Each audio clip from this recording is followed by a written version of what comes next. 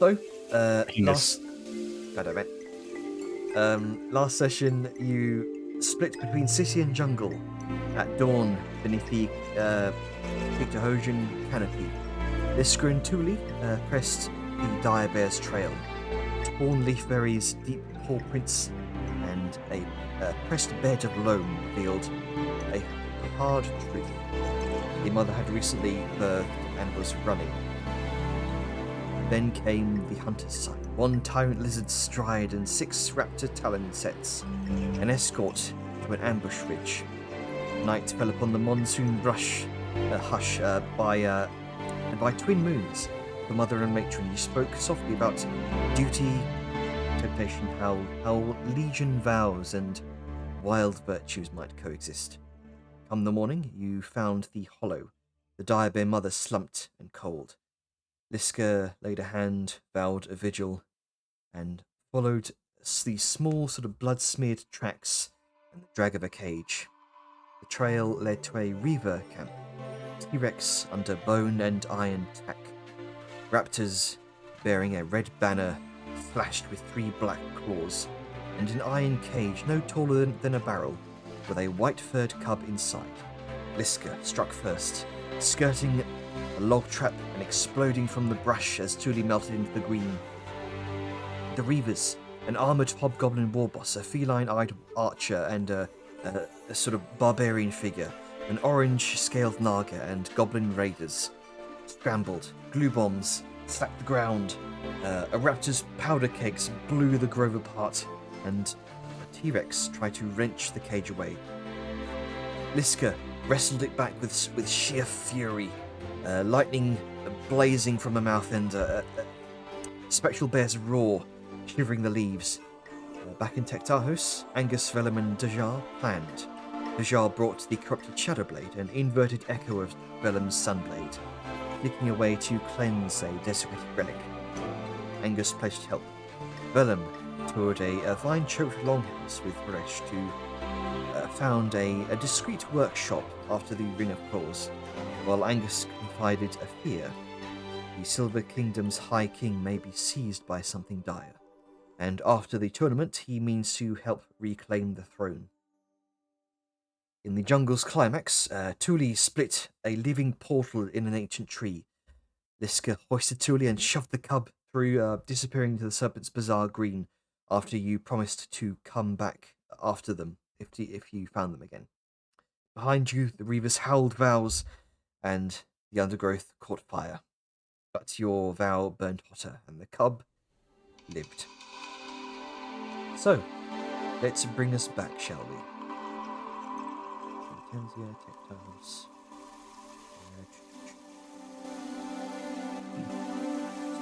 Use. Where is it? All the delays have disorganized me a bit.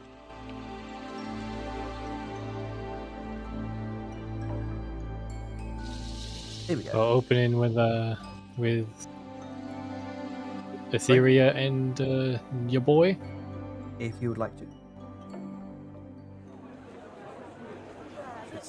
Alice, you good to go right away? Yeah, I am, but it kind of depends on Prod there. What? How does it depend on me? I'm not part of the scene. I mean, how about we just pick up right where we left off and do a quick wrap up of that? Okay. So, Lisker, as you jump into the winged garden where you met Verse of Might.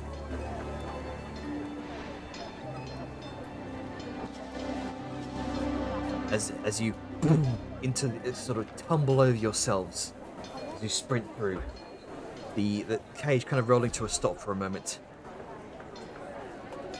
What do you do? Yeah, Liska's gonna very gently put Thule down, and then turn around towards the portal and whip out her glaive. And just in case anyone tries to come through, she's gonna smack a bitch. All right. But it should, if I remember, because Thule was like, there was the rat that blew up teammates, and then it was Thule on 20 initiative, so Mhm. the portal should close almost immediately Yeah, after they go through. As you turn around, the creaking of the bark seals shut, that green seam eventually dissipating. Are you all right? Hey, Fed Bruce. He says, kind of she's struggling going on the to- ground. Yeah, she's going to kind of put the glaive back on her back and lean down and pull out a just like a utility knife and very carefully cut Thule free. She kind of wrestles her the rest of the way free, kind of brushing off the remainder of the sort of splattered like stringy sap from the bomb. Liska's gonna just kind of help her sit up, and then I think she has. Oh my God, our inventories are different again. Give me a second while I look through real quick to see if I have anything that's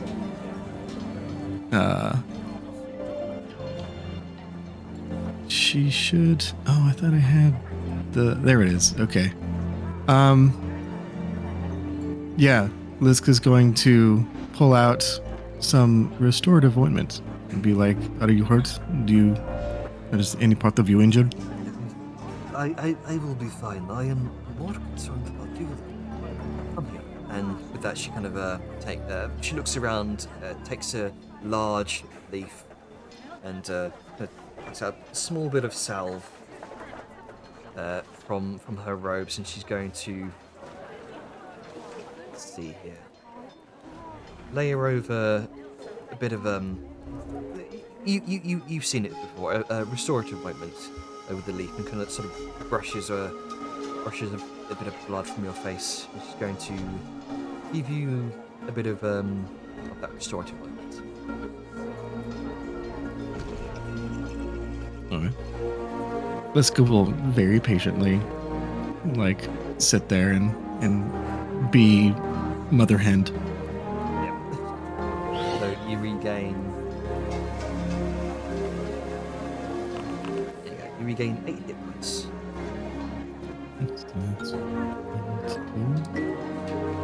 Almost back to half. Liska will. She'll just smile, give a very, intimate smile, because they are just sitting there in the middle of this kind of abandoned grove. It's like, thank you, Thule. I did not expect it to happen the way it did, and I definitely did not expect you to get caught up in anything, but I am glad that you were there. I am glad that we were there. Let's see if that poor thing kind of looks over to the dire bear cub, still kind of gnawing at the iron cage bars. All right, little friend. And Liska's going to kind of get up from where she was kneeling beside Thule and walk over to the bar. To the bar? The bear in the bars? Bar? The bar bear? The Bear bar. bars. The bars. The bears. The bears. And she's going to kind of make little kind of hushing, shushing motions. And she's going to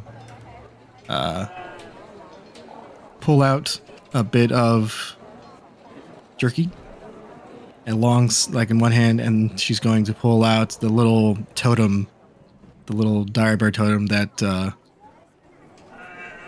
strength of, what is the name? Strength of purpose, strength of will, whatever it was. It's Verse of Might. Yeah, that's close. And she's there we go. I just didn't have my notes open. And she's going to kind of can she open the cage? It had been chomped on very thoroughly by a T-Rex. Like, what state is the cage in right now? It's looking sort of dented in, but not quite like hourglass shape, but it was getting there. You can see it's sort of bowed in the middle, and it's kind of not crushing the dire bear cub, but you can definitely sense there is the cub is uncomfortable in A tight spot. Yeah. So is the door able to be opened? It might require an athletics check, maybe not as high as like a 20 if you're like just breaking up, like ripping open the cage door. But Oh, I guess it's still also technically is locked. Liz is gonna get her glaive, her adamantine glaive, and just chop at the lock, which Okay. because the adamantine should be a critical hit on the lock. oh yeah, no issue. You completely shatter the partly broken lock, and you watch as the cage door doesn't seem to just like creak open, hang loose, because it's been dented. It's kind of set in that position. You might have to sort of rip it open. So you can go ahead and make This is gonna like give a small little like thanks, Angus, and like tuck the glaive back away again, so she's not. I mean, she's fucking big and scary as like normal because she's kind of made her armor and her appearance that way. But ooh, hold on. Can I? Okay, let me see if I can actually do this. I think I still have one charge left. Liz is going to make kind of cooing noises, and then she's going to focus on the like she's going to hold Boar in her mind and focus on like the feeling of comfort, warmth, and familiarity of like a mother bear, and she's going to activate her last charge of enhanced bear's protection to summon just kind of like a very, and you know, especially since it's a dire bear, it looks kind of like a polar bear. So there's going to be like a swirl of blizzard around, but it's going to, like, she's going to try to channel the feeling of, you know, motherly protection while she, like, to kind of calm the bear down while she's gonna try to open up this this cage. Okay, I will say. Real quick. Yeah, go ahead and make me an animal handling check with advantage. That's first to calm the bear down. Make me an athletics check to try and kind of creak open the broken. With advantage, it's 7. So, it's just to. It's fine. I wasn't really anticipating rolling, but it's a 7. And athletics. Just a 23, easy. You kind of creak open the cage itself, and the creaking of metal. The cage front door comes free, and you watch as the bear seems to sort of back up further into the cage. She's going to kind of with the jerky, with like the probably. Let's see, we don't really have beef around. I guess it's probably like dino jerky, whatever last jerky Angus made. She's gonna kind of reach in and offer it, and just kind of try to distract it with the jerky while she holds the totem to its chest, because she's supposed to hold it to its heart for, I think, a minute. Okay. And so yeah, she's just gonna hold him there, not like try to press it or squish him, just hold it there and keep distracting with as much jerky as she can while she's bonding with the little cub. As you hold it out, hold the totem in one hand, the jerky in the other.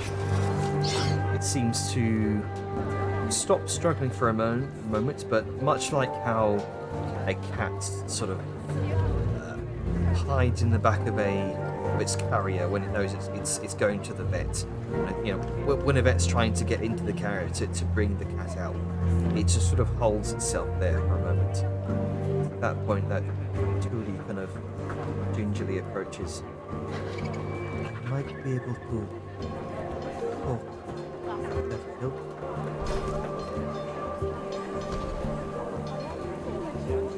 Good.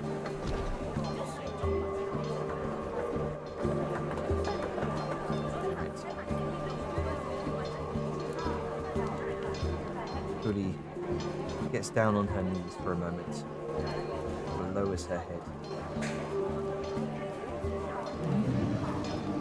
She's going to cast with Elements. You hear this sort of low, reminiscent of a low grumbling within the throat. And there's a. You notice the cub seems to turn its head towards her. With your sort of trying to calm this bear's nerves with a bit of the jerky. As you're assisting her, I'll give her a try.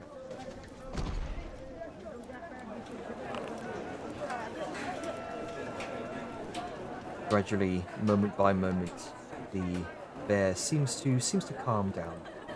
He takes a small sniff at the jerky, and then takes a bite.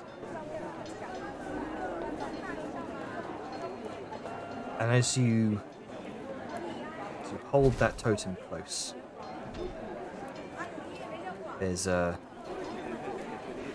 You swear there's that moment of connection as the small, sort of gentle wah of a blizzard rolls around the both of you, grounding primarily you and the cage. For that moment, you swear you can start to understand the emotions running through the cub. Fear, alienation, isolation, strange person, strange land. You are where this is. And then that calm washes over. As it finishes up the ration, it slowly and steadily begins to approach. It glances towards Tuli. Tuli responds with a reassuring nod.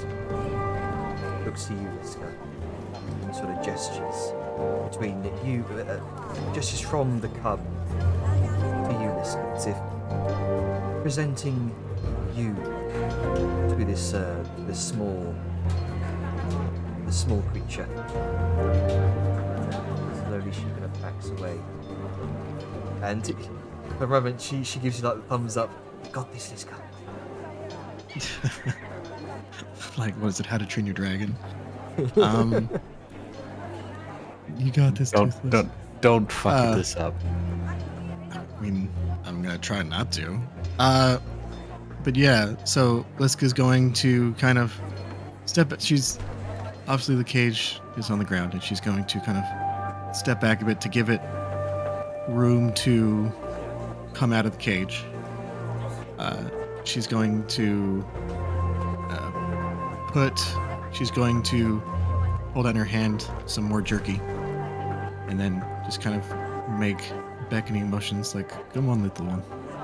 Slowly, with this reticence, it pods its way out of the cage, like a cat, like a very clumsy cat, exploring its environment for the first time. It sniffs around, sniffs the ground, sniffs towards the jerky, takes it in its mouth again, and then it begins to sniff your hand. There's Let's go let it. there's definitely this infantile curiosity surrounds it.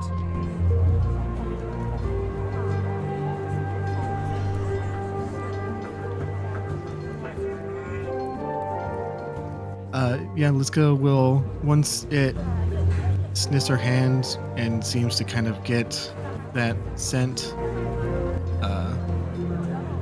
and kind of understand her scent, she's going to keep, like, with her hand still up, kind of gently move forward to just, like, touch her fingers to it.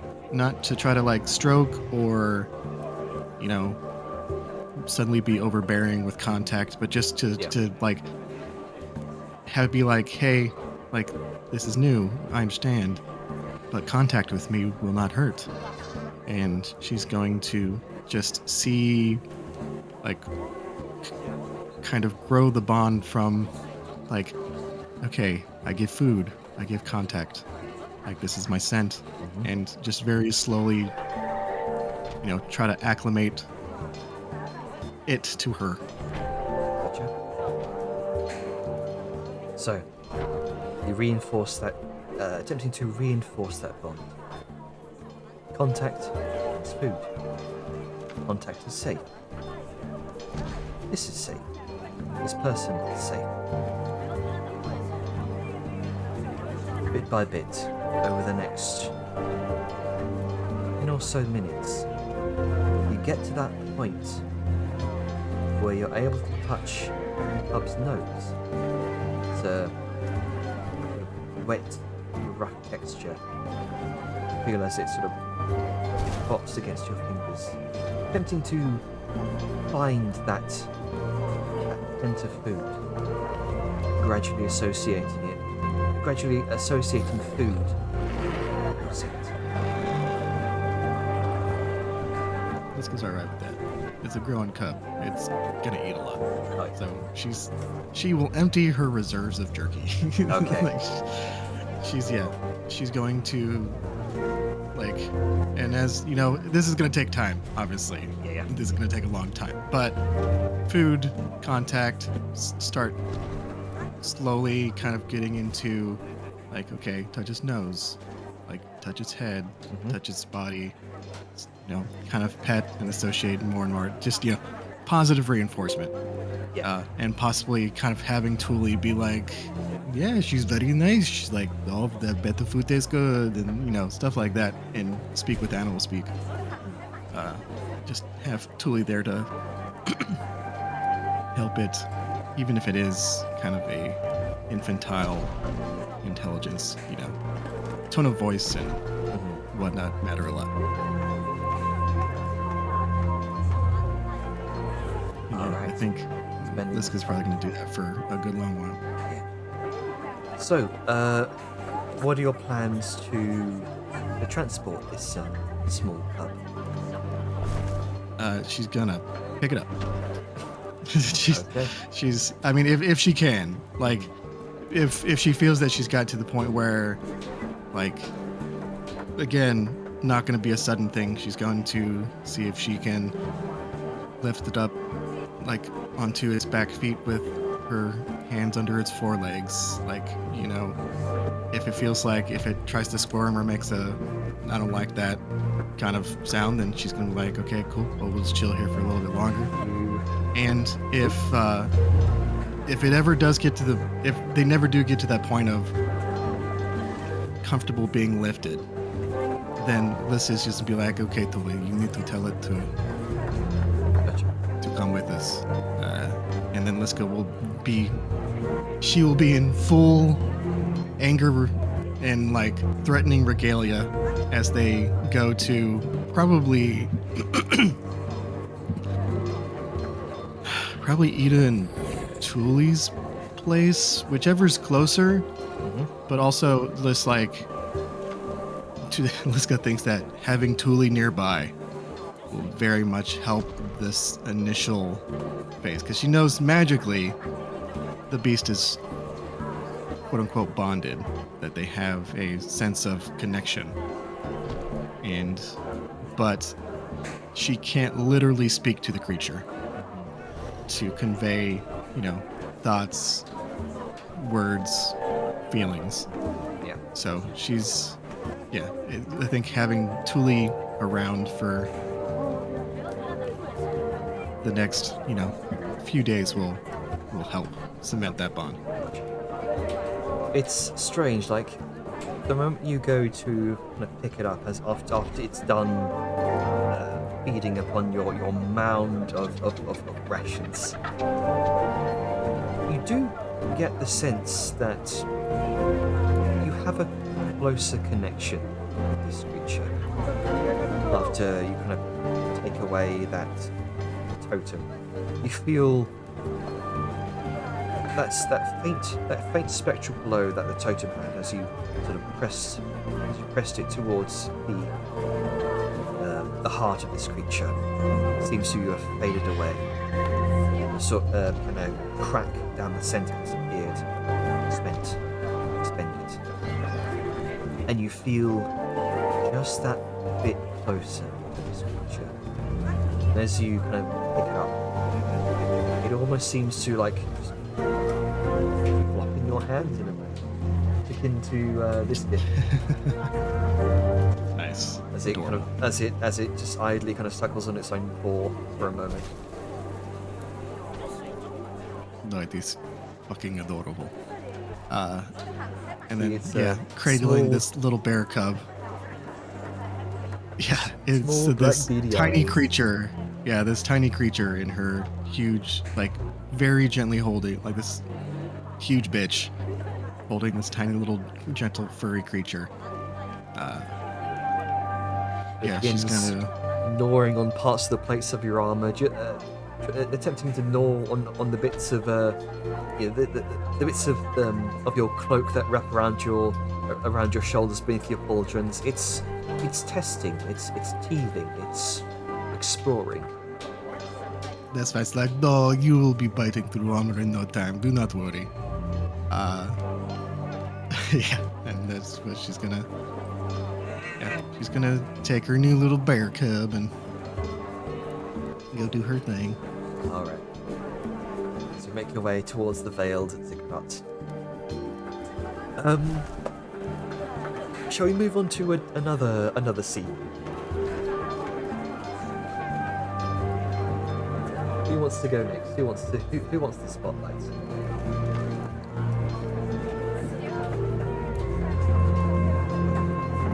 Well, depending on when and where. Sable? Well, I have things. But I'm fine waiting until after the boys get their little scene done, because I think Sure. it's been on the waiting list for a bit. Yeah. So Atlas, are you and Prodigy down to do your scene? Wasn't anything specifically crazy planned. Did you want to do some scouting as well from the other team for the other team? So I think I recall. Yes, that was going to be Etheria, as Angus okay. cannot really scout. Gotcha. Angus was going to actually have a scene with Vellum regarding that. Okay. Specifically where he was going to talk to him and try and get Vellum to get Varesh to help. Yeah, that was gonna be part and parcel with the scene we had planned, if I recall our discussion. Exactlamundo. Alright, I just didn't want to sort of like keep you boy waiting. Yeah, no, we could start with that. Works for me. It depends if you're around and you're good for that, Prodigy. Yep, never left. Still here. Never left. All right, still here. Get him Still involved, for God's sake. in my presence. Yes, I. All right. Jenner, what time is it? It is early morning right now. Cool. Oh, This wait, was the no, early it's- morning then. Because this would be probably long before Liska's returned. So yeah, wibbly wobbly time. I mean, we're doing like we're not doing day by day here. This is just a period of time before the ring calls. But this is after talking about Vellum wanting to scout, right? Yes, correct. Okay, making sure that the timelines are not completely broken. Cool. Then she would be doing that thing where she shuts off. Kitty cat. Sorry, my cat's screaming at me. She'd be doing that thing where she sets off after talking with Vellum. And she decides to go back to the grove that they got to hang out with the other day. I'll also say, what time of the day is it? I'll say that for the sake of ease, early morning. Early morning. All right, then never mind. She would head over to that grove. Was there some kind of password or something special that she had to do to get in? I think that's up to Prodigy. I think we lightly covered the topic. I think if she was there for the... because you can access the grove with a command word. So if she was hidden last time the group entered, she would have heard the command word from Rao. It's she a could theory. I sneak assume in. she has. Yeah, that's kind of what I had...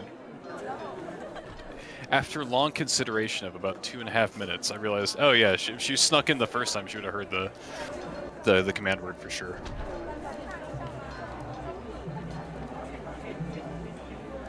Yeah. So Yeah, there's no okay. alarm, Then there's that no works. alarm, no Grove Guardians. That works well then, if you're fine with that. Yeah, I mean, that makes Or sense. did you want to have a scene of her, like, trying to enter? Really, think it would it's whatever be- you think would be funner. I think it's probably more interesting for your character if you're already in there. Yeah, okay.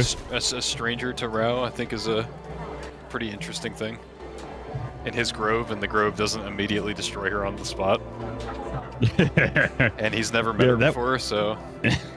That works. Okay, then it would be early in the morning, probably right around the time that the sun's coming up, because she's an early riser on account of not really having to sleep. And she would set off, going into that grove. She would sneak through, say that command word that she has with her little tote bag, and explore the grove just a little bit. What does the inside of your grove kind of look like? How's it arranged? If I recall, it's kind of... It's been a while. It was kind of a secluded courtyard that had been repurposed as like a personal garden, I think, is how we described it originally. It's kind of packed away near the Serpent Bazaar, and basically what amounts to an alleyway with a little extra breezeway than most of the alleyways have. Enough room for a Tyrannosaurus and yeah. a mountain lady to have a duel. So, and I believe Rao had situated a some sort of altar or like spellcrafting thing for druids at the center of it. So it's all centered around this like standing stone, basically. Personal gardens. His acolytes Personal gardens. maintain. Yeah, he eats his own. He only eats what he grows. So there's like probably like a little lentil growing spot, radishes, beans, probably some peppers because we're in a pretty warm climate, warm and wet. Yeah, they grow well there. Various little types of food items. Yeah, he's. Is it all he's a land grow- based, or does it have any water access? I'd imagine he probably has a fountain. He probably doesn't have direct access to the waterway, but he's probably got some kind of living water there. Some moving water. Moving water. Got it. Probably like there's like cascading water fountains, the ones that just kind of like trickle down, almost like a stone surface Yep. into a basin. Yeah, a place to wash up and get fresh water from. Well, perfect. That's exactly what she needs. A place to wash up and get fresh water. Yeah. Then, in the early bits of the morning, she would just sneak through. I imagine it'd be a little bit more difficult for her in the crowds, but it's what common linen cloaks are for. ditched when she gets to the edge of your grove. Due to her nature magic and whatnot, she's able to rather deftly blend in with the plants. From the original meeting with the group, hearing the command word and where it was said to not be obliterated, she, also being druidic, will probably understand it's some type of ward and make sure to mimic that. And take a moment to explore before making her way towards that fountain. Do you have like servants or people that go around your grove? They don't. Or is it more live here. isolated? It's pretty isolated. There's probably some like lean-tos and places to rest or hide from the sun. Jenner, do you mind if I just roll a dice to figure out if anyone lives here? Sure. Because there were like, I think we discussed there were like 3. I'm going to use the word disciple very loosely here. People that showed up to his garden that Oh, were yeah. more adherent to his philosophy than Yeah, others. you've got quote-unquote interested students. So, yeah. I wouldn't call them very loyal or anything. But Yeah.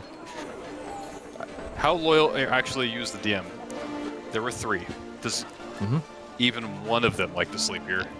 I mean, you've got many quote-unquote students who kind of follow your philosophy. They often kind of gather outside of your grove whenever you want to, rant and rave in your pods. But I imagine these 3 will probably be your most trusted individuals. Yeah, people that you have personally trusted to enter your grove. So I would imagine they would be the most dedicated followers of your philosophy, and could often spend some time kind of sleeping in your grove, should you permit it. Sure. Okay.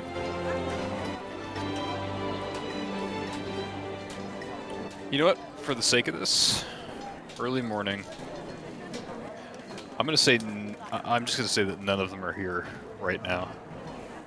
Inside the grove, just so No one's there at the moment? Yeah. It's just it'll be more of a personal character meeting. Perfect. Is Rao an early riser? Yes. What does his morning routine look like? Waking, showering, or I guess washing up, going out and speaking from his pot. Although I think he's probably busy doing other things now, thanks to the new visitors in the city. So he might be nearby, but also not yet in the grove.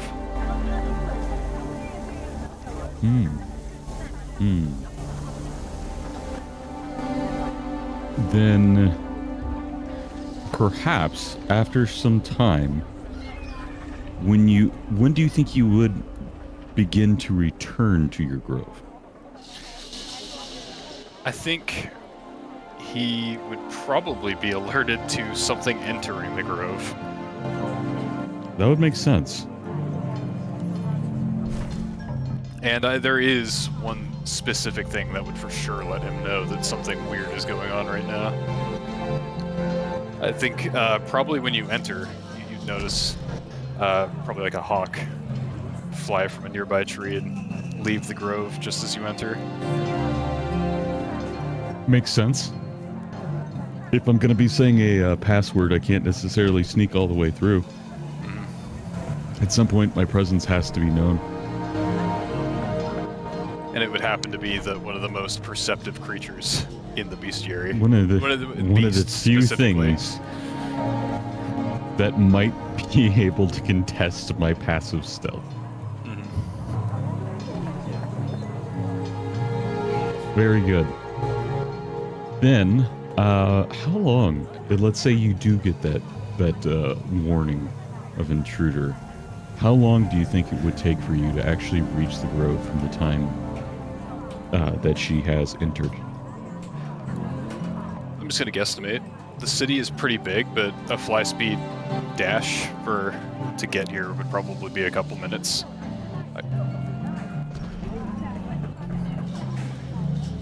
Okay, so not a very long time. No, just enough for you to walk in and just probably barely get that sense of isolation, perhaps. Yeah, definitely. Does this feel like a normal like druid grove? Anything that I would be used to, Janner? Does it feel inherently druidic? Oh, I would say so. Yes, there is definitely the aura that a fairly powerful druid has made this place their home. Given your affinity with nature magic and where you grew up, Would it also be safe to say in some extent that this might remind me a little bit of like specifically the woods near my patron? I'm just trying to think of like what the environment, or is this a little bit too more tropical? this is definitely a lot more tropical than the Ebonwood Forest. Okay. Which I imagine is much more almost like mountainous trees compared to jungle trees. Yeah, lots of larger oak-like trees. This one has more tropical trees. Got a few palms in there. Lots of hanging vines. Brightly coloured tropical flowers that dot the area. I imagine the rest of the details is up to Lau. It's Does he cultivate any specific aesthetic? Any special type of Totems. plants? totemic because he's a spirit caller, so he needs specific likenesses to build shrines to the certain spirits he maintains. So I guess that's a good question. I think he'd probably have different shrines set up to the different beasts he's currently maintaining as spiritual connections. Hmm? That makes sense. Does It's make probably sense. I a do bit like it. different from a true nature druid because he's not so much nature, it's more spirit world, afterlife kind of druid. The natural spirits. Yeah. Nature spirits. I like it. I like it a lot. All right. Then, she'll take some time. She'll become accustomed, a little bit familiar with it over the next couple minutes, the time that it takes. And I'll say that after getting a sense of the environment, she would just begin to head towards your little water feature to get the fresh water, and she would just start the process of preparing to like actually clean her clothes and herself. I've never thought about being able to play a druid before. It's not, the intricacies have never occurred to me, but this is pretty cool class fantasy. I just have to say, this is the pinnacle of Go on. being a druid is having having like your own grove and stuff. So it's pretty cool. Yeah, I mean, a Yeah. high level druid. Yeah. I don't get to play high 100%. level. I only get to BGM and participate in low level games, and they die out, and I've got to go BGM again. Yep. Forever GM. Forever Jim. The Forever GM, yeah. I think and- as you can see, Uh-huh. I'll just say, as you enter the grove, you would actually probably hear like a mournful singing, specifically in Druidic. okay, so Think sad elf songs. yeah. Okay. I think given enough time for travel time, I think eventually you'd hear the rustle of feathers and the call of a bird of prey would probably ring out across the courtyard as a hawk makes itself known. Can you speak with animals? Yes. She This one- has. Uh-huh. Let me. This one would have a very... are you a druid or a ranger? She is a ranger, but of a special conclave of druid. Her background is basically raised by druids. Okay. I think this hawk would probably have a flicker of intelligence, something less akin to beast. And that gives her one of these for free a day.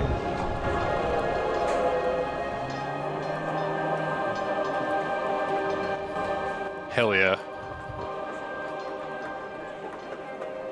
Nature magic, man. Gotta love it. You cannot be trespasser. You are also not a guest. How is it that you have made it to this place unscathed? Realizing that this thing is with intent, screeching at her, she activates her spell and her magic so she could communicate with these things, and ponders for a moment before replying, sort of softly and kind. I am something of a friend to those who were here the other day. I was with them the entire time. I was quiet, admiring.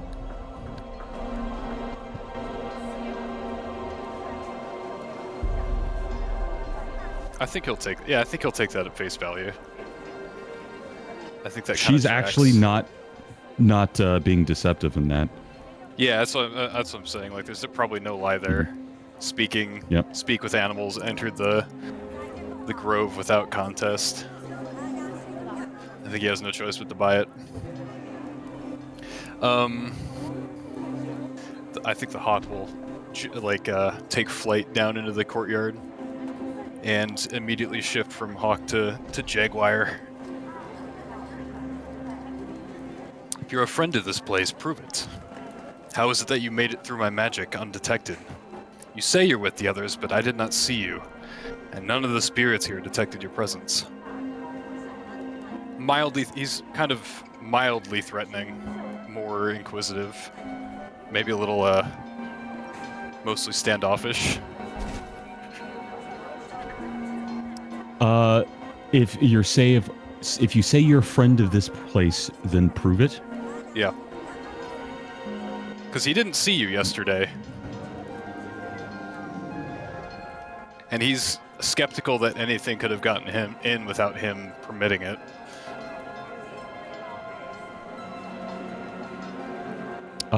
Then she will do this. Ta-da. I'm sorry, it's being very slow. Like memory leak slow. That's fine, I have a memory leak too.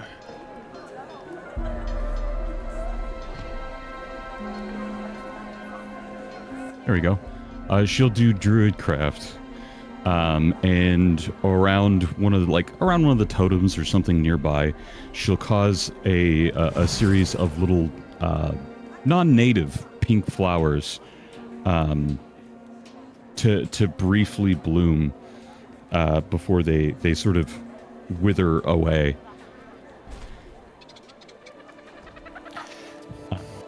As she displays that little bit of Druidcraft specifically, she would respond in kind.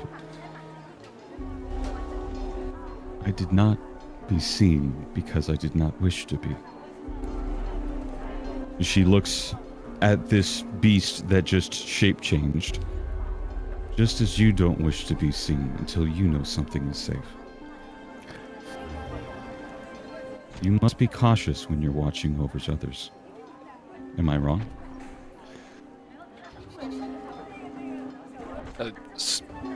Moment of silence. Your story is convincing, but what you've just done is a parlor trick. This whole city is full of charlatans who say they follow the adherents of nature and the natural world. You speak to beasts, and you can conjure flowers, yes, but any basic adherent in the city can do so. I require a little more substance. A bit more substance is what he said, right? Substantial, sorry. Something a bit more substantial.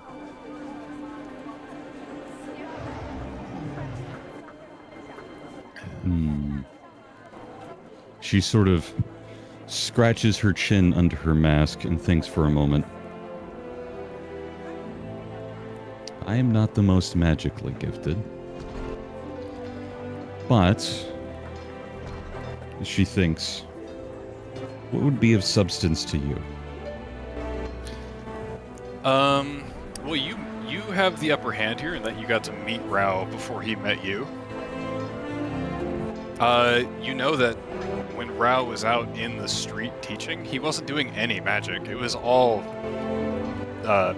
like, philosophy, verbal teachings, scolding people for being pretenders, for being fake, for saying they follow natural tenets or attempting to do good in the world, but they're not really.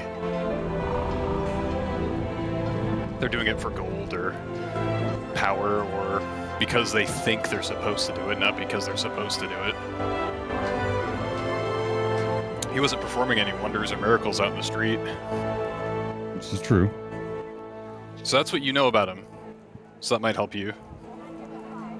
Does the bird recall in kind? She'll expand on it, basically saying, what does substance mean to you? And she'll expand upon it. Each person sees their own truth and carries their own weight. I can't say that what matters to me will matter to you, as she sort of looks up around the grove a bit. Though something somewhere, I seem, intersects.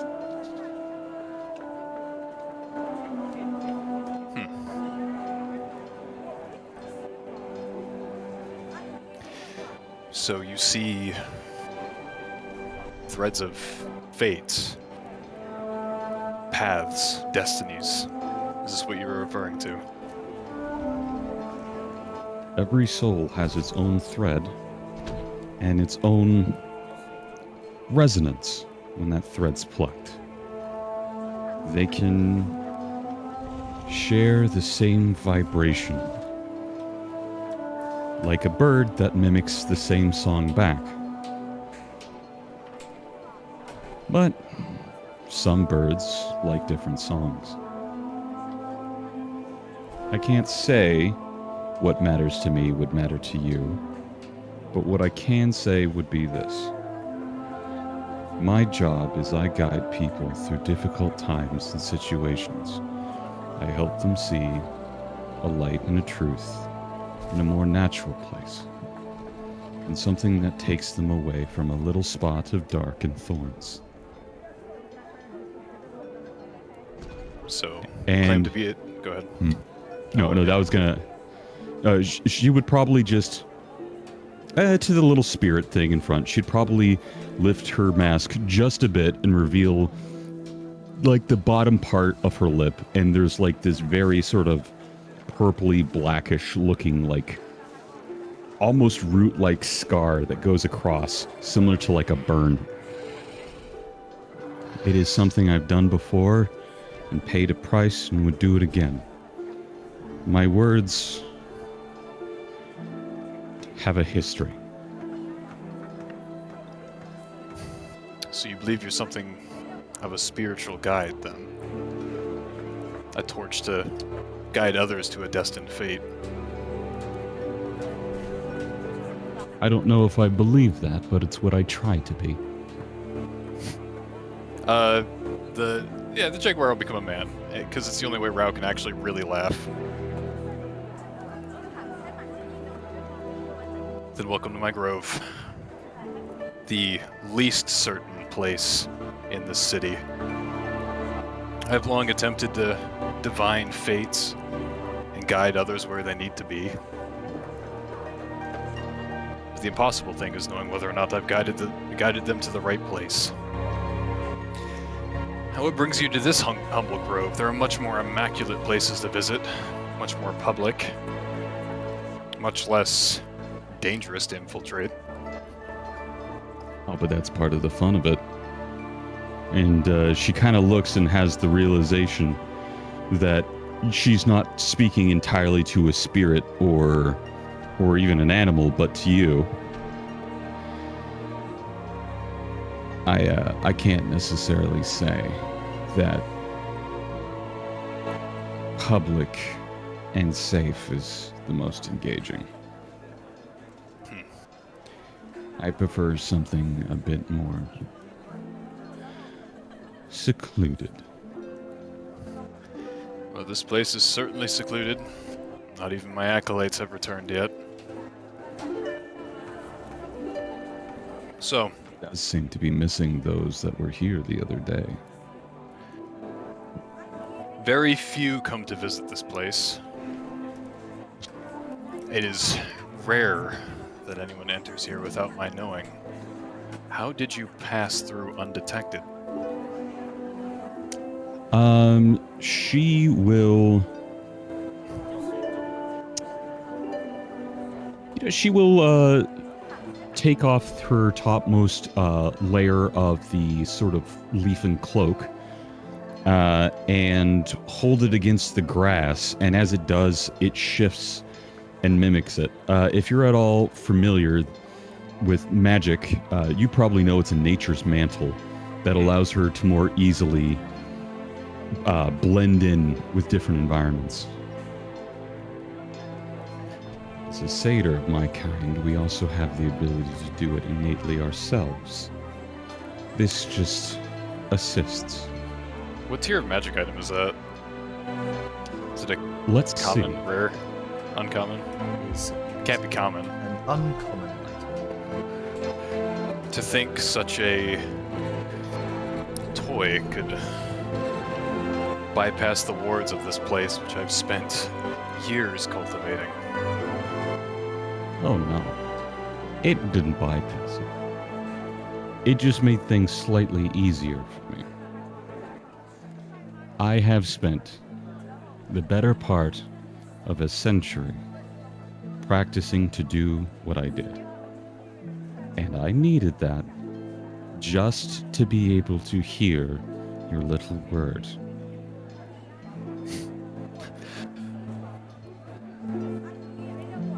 You could say your little cipher is a century worth of decryption.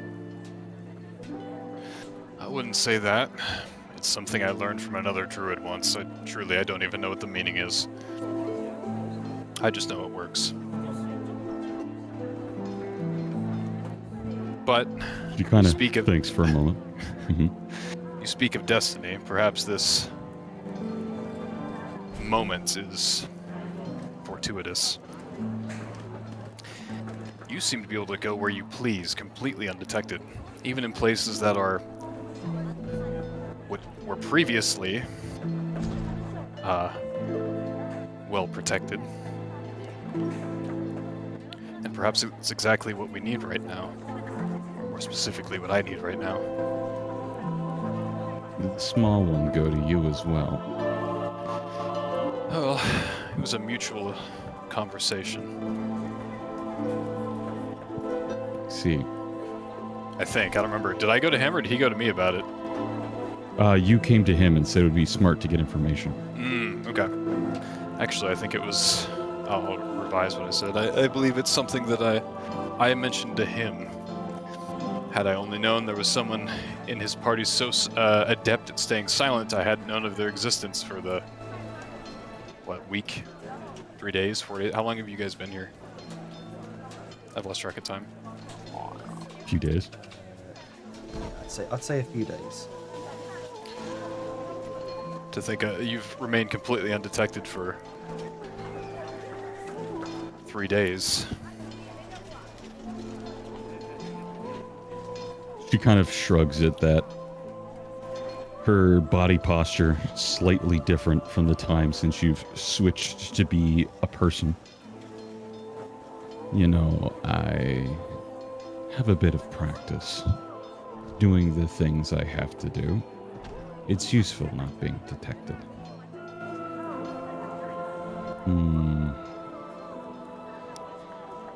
I was asked by the little one, the little chef, to help actually sneak around with you. The cook's up there, and he's decided to butter up against some of the nobles. See what he can bribe for information that way. And wants me to explore the rest of the truths with you.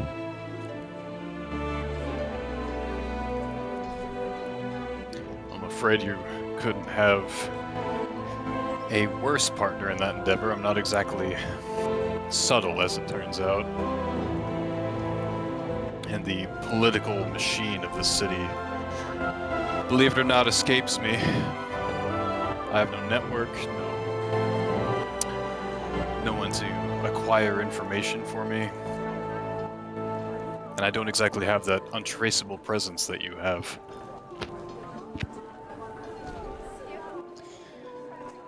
I can say much the same about the rest. But if you do wish to pass without a trace, that's a skill I can share. The teacher becomes the student.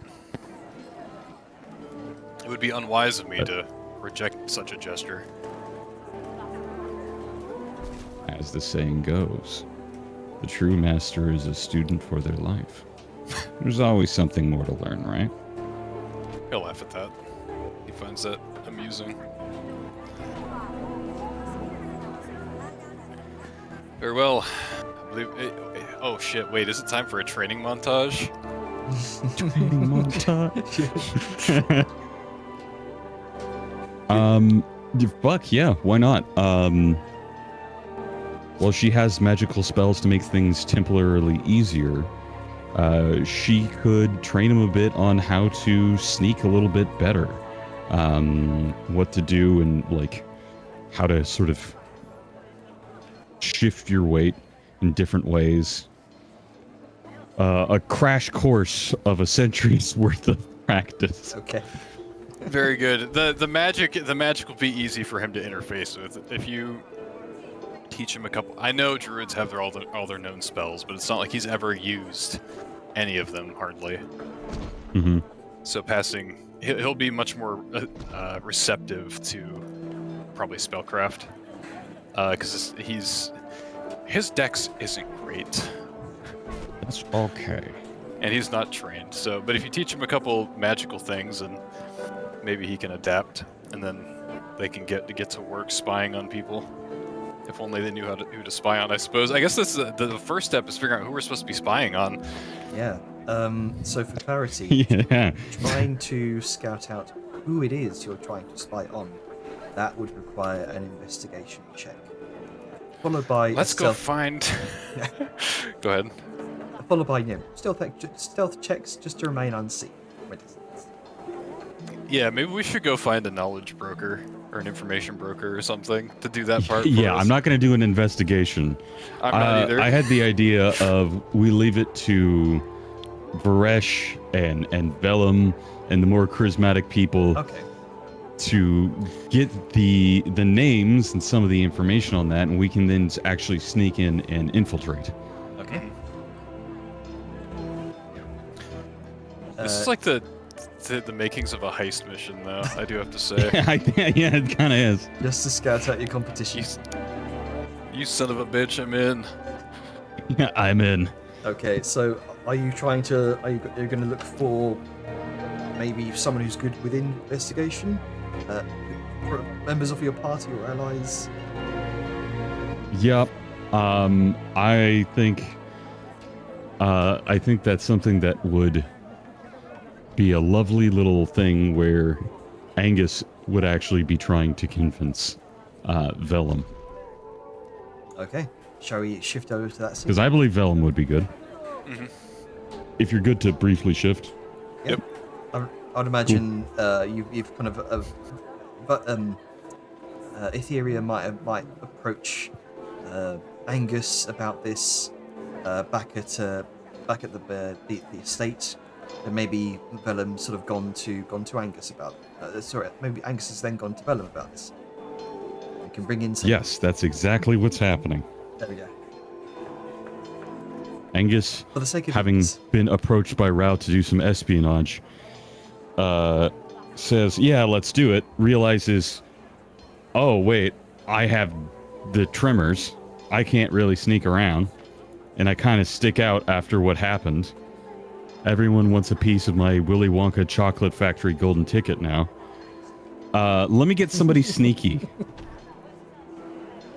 Also, I don't know anything about this culture. Let's go to the lady who does. Who will she listen to? I know, Vellum. So he's going to track down Vellum.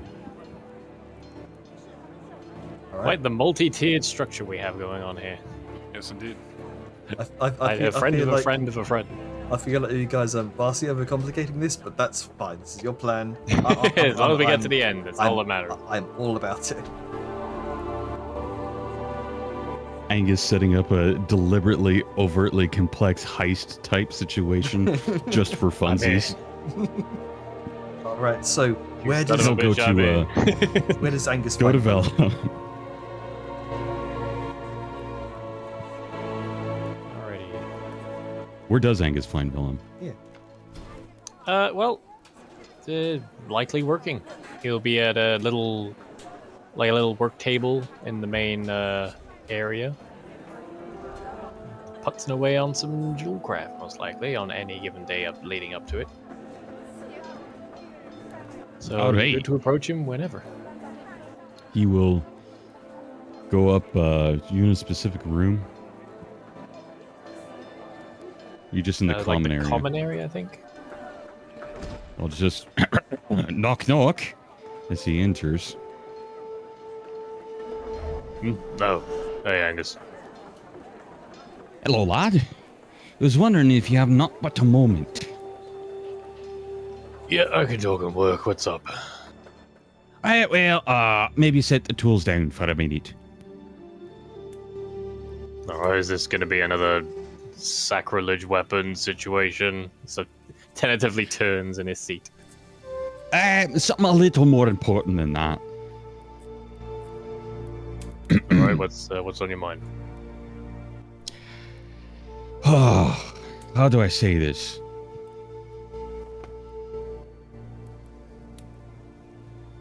I've been paying attention, lad. And I've seen something potent, very important. I can't Okay, you tell got if me it's worried just now. you or the other person, but you're under a spell mighty strong. At least one of you is.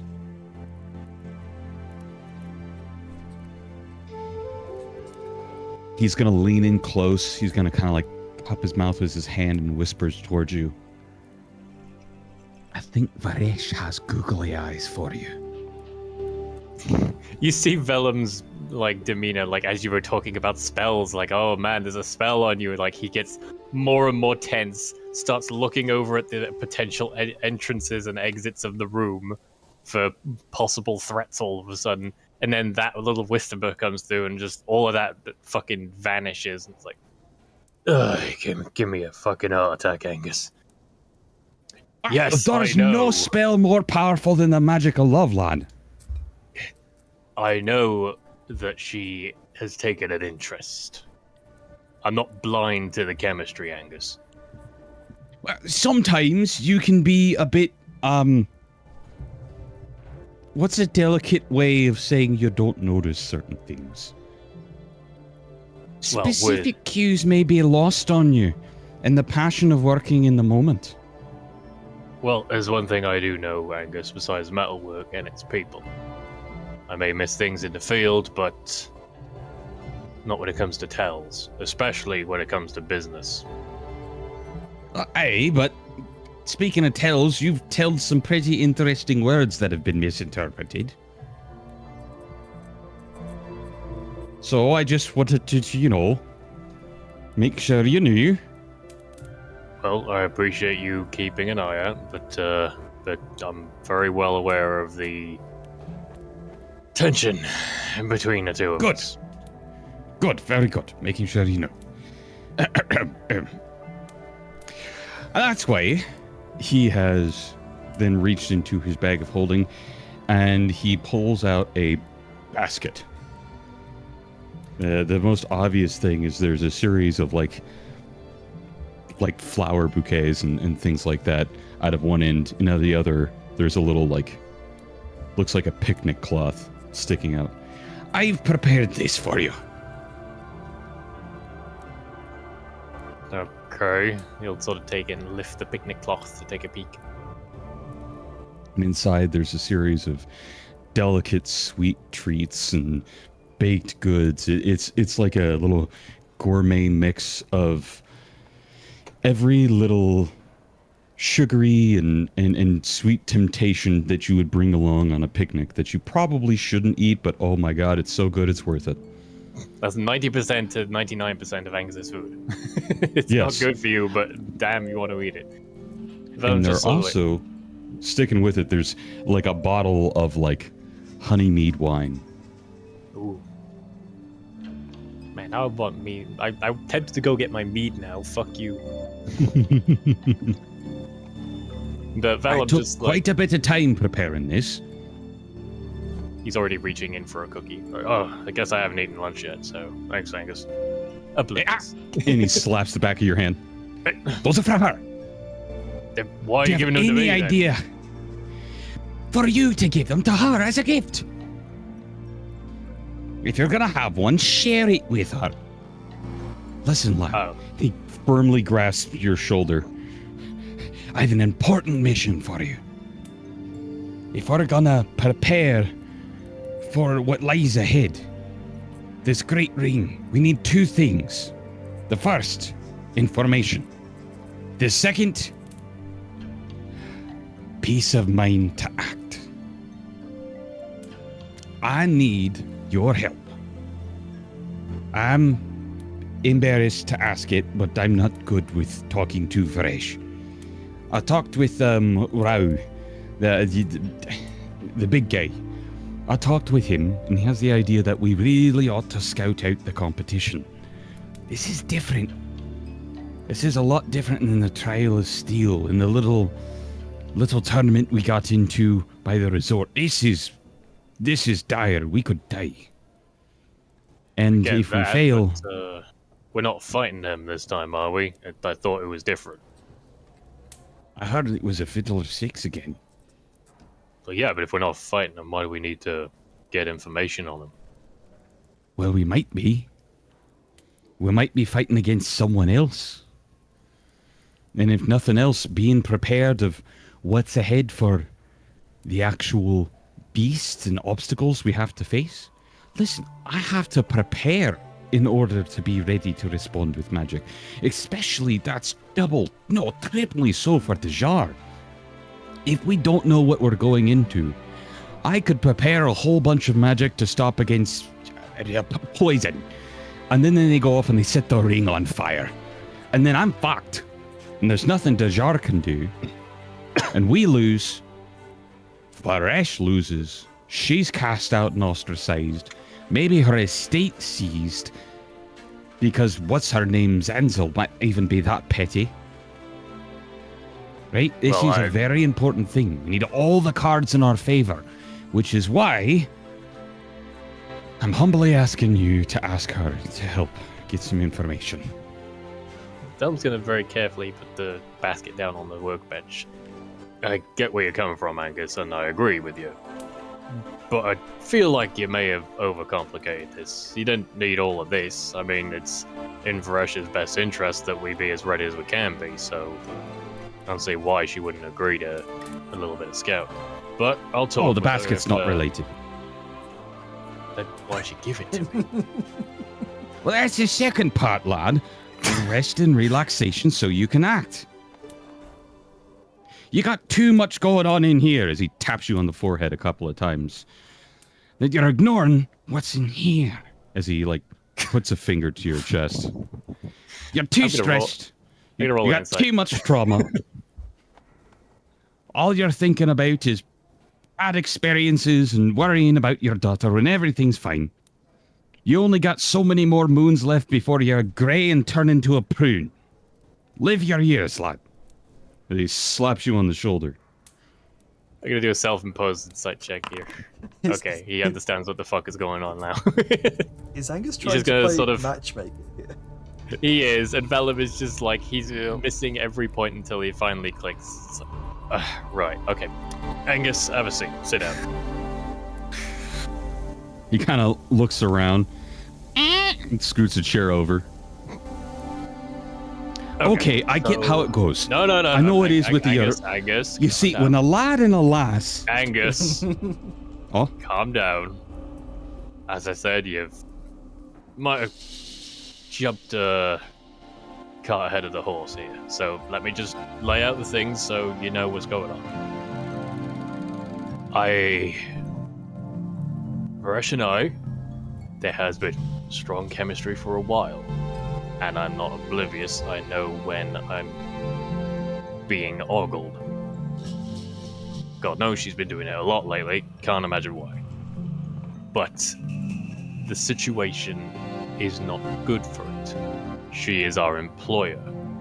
Ignoring my professional standards aside of not mixing business with pleasure, because that causes way too many problems.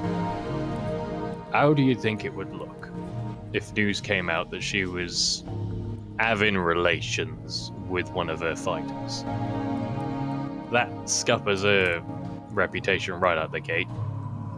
And that's before Madame Zanzil even does anything with it. So, as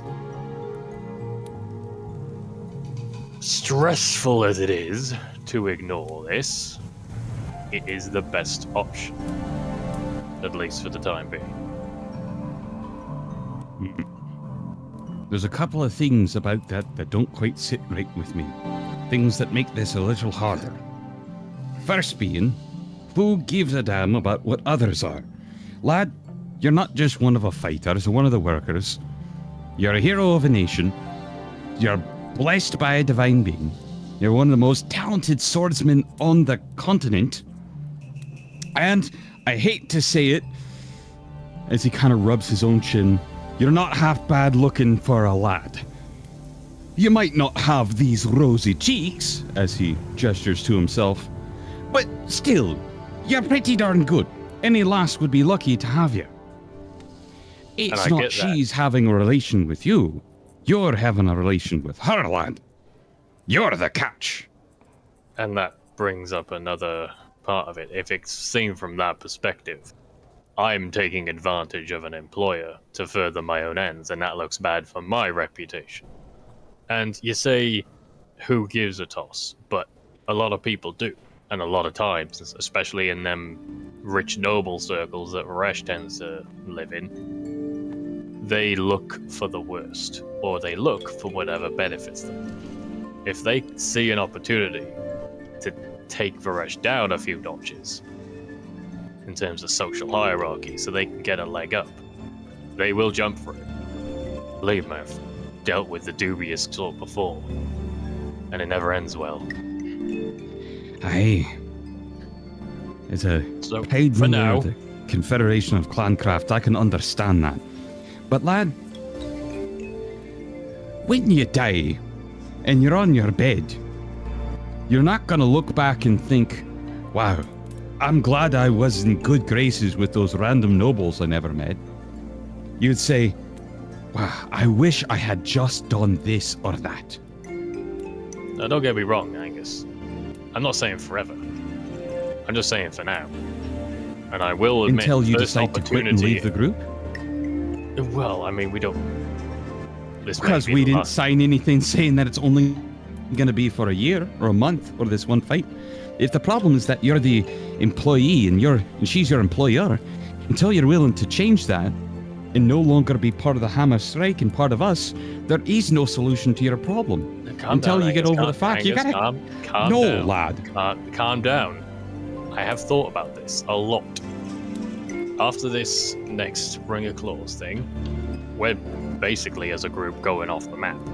We're gonna be fucking off into the rainforest or some shit. And who the fuck knows where after that, so it's a good guess to say that our circuit is ending after this. As far as being employed fighters go. So Really? maybe after the Ring of Claws is done, things work that way, I will see. But until then, I am keeping it in my trousers, and I am not risking shit. I'm not telling you to take it out your trousers, lad. I'm telling you to live your life. Buddy, you died. You were gone, okay? You what? And you are gone. Like everything about this went from a nice friendly chat. It's like, oh, this Angus being a bit of a warrior again. It all suddenly just his face dropped. Very serious tone to his voice, stare in his eyes. When? In that cave, lad. Down there with that big beast. I had to bring you back.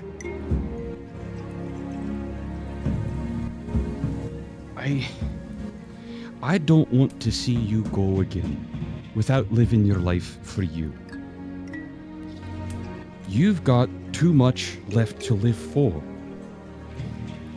And we get so caught up thinking about what other people think. We get so worried about how some society perceives us. Hell, our own cultures and traditions, as he points to himself. That we aren't willing to break that mold. We aren't willing to shave the beard and be ourselves. You will not hear their words of praise, these random nobles. You will not take status with you when you die. The only thing you'll have is either the taint or the bliss in your soul for the life you lived. And I don't want to see... You're a self-sacrificing man. And I don't want to see you squander your life to appease others that won't even remember you in a month. This Vellum, like ever since the news hit, his eyes have been sort of not fully focused on Angus, and as like the moments passed, he sort of started pinching the bridge of his nose a bit, and finally, let me tell you something, Angus. One of the biggest driving forces behind what I do and who I am. And I need you to just calm yourself for a moment and let me say this because this is important. I'm listening. Everything I do, bar my business with my daughter, is for a very specific means to an end. I don't have the benefit of legacy like you dwarves do. I don't have lineage to look forward to, and while I do have Vardmir now, I won't live long enough to see her full lifespan. I'll live as long as I can. Alsham be praised, I will live as long as I can. But before any of that came into my life, I only had one goal: to leave behind a legacy. A legacy too wide a span to be ignored, too entrenched in society to be missed or forgotten. Forged of steel and built by my own hands. And to meet that end, every action I take, as dim as I may seem, is calculated. I joined up with a ragtag band of mercenaries to keep myself safe until I could find the opportunities. I broke bread and drank ale with noteworthy individuals from all walks of life. And I went along with this blood sport thing, not only to finance whatever improvements I need to make, whatever journeys I need to travel, but also to get my name out there, not just as a fighter, but as a creator of goods, a maker of masterpieces. And now, it is not just because of the whims, the fickle whims of some nobles. It is not just for idle vanity or farce. Everything I am doing here, everything I am so careful not to squander, is so that when I leave here, my name will be on everyone's lips for what I make and what has broken its way into the world. I'm working on something now to do just that. But all of that will be made moot if I cave in to the desires. If I just cut loose. If I just do whatever I want in the moment without thinking. Which normally serves me well, but not with this. I cannot take risks with this. So at the end of the day, ignoring that I have apparently died,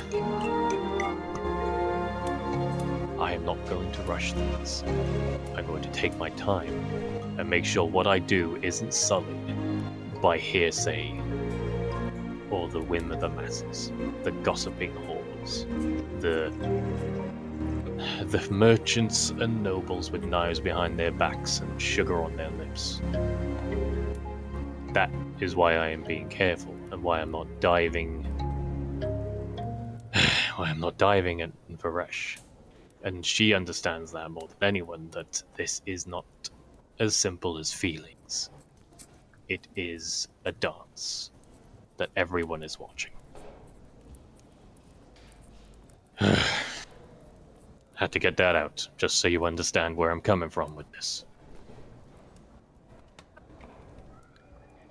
I understand, lad. I appreciate you sharing. I'm just worried because I've seen so many folks. A lot of lads live their lives for the approval of others that don't remember them when they're gone and don't appreciate them when they're here. The idea that a stranger matters so most and can rob you of your life experiences is a pitiful one. And part of it is true. There's delicate games to be played. A dance, like you said, between politics and society and gossiping. But there will always be someone who will say something negative about you. You could be the best person in the world, and the second best will be bitter and spread rumors, true or not. If you live your life, what's left of it, for the approval of others, well, then it's not really your life. I get making calculated decisions. It's wise of you. I'm proud of you for it rather than jumping right in. It's a good growth for you. But do know,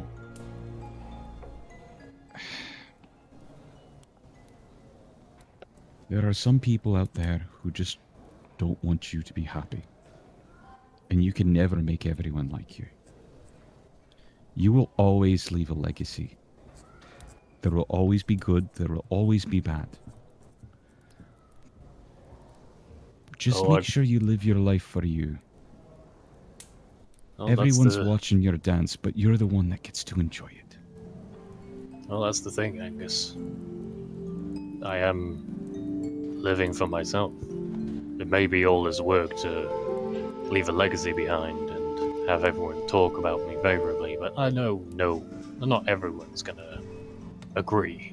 And I can avoid giving them ammo as much as possible, but the fact is, like you say, there's gonna be jealous folk, there's gonna be, especially back home, I know there's gonna be a fair few people that won't approve of me, but at the end of the day, when my life is done, I will be at peace knowing that the world will know my name.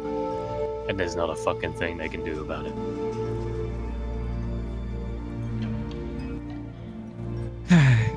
They'll know it regardless, lad. You may not realize it, but you're already leaving a legacy. For hundreds of years, your name is going to be spoken.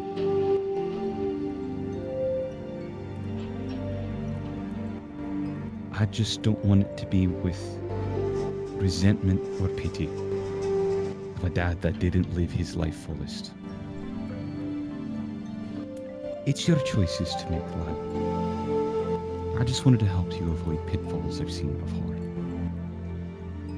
And I appreciate that, Angus. I really do. And it's not falling on deaf ears. I know sometimes I need to be brought back to my senses now and again. But when it's things like this, I know what I'm doing. And believe you me, when this is all said and done, yeah, I'll be a gentleman and not say what my plans are. I understand.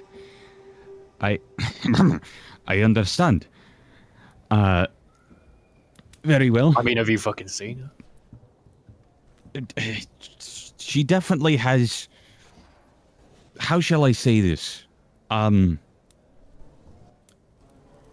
Appeal. You could measure the time spent with her. I'll say it that way. And his hands kind of do like an hourglass motion. I like that. I like that phrasing.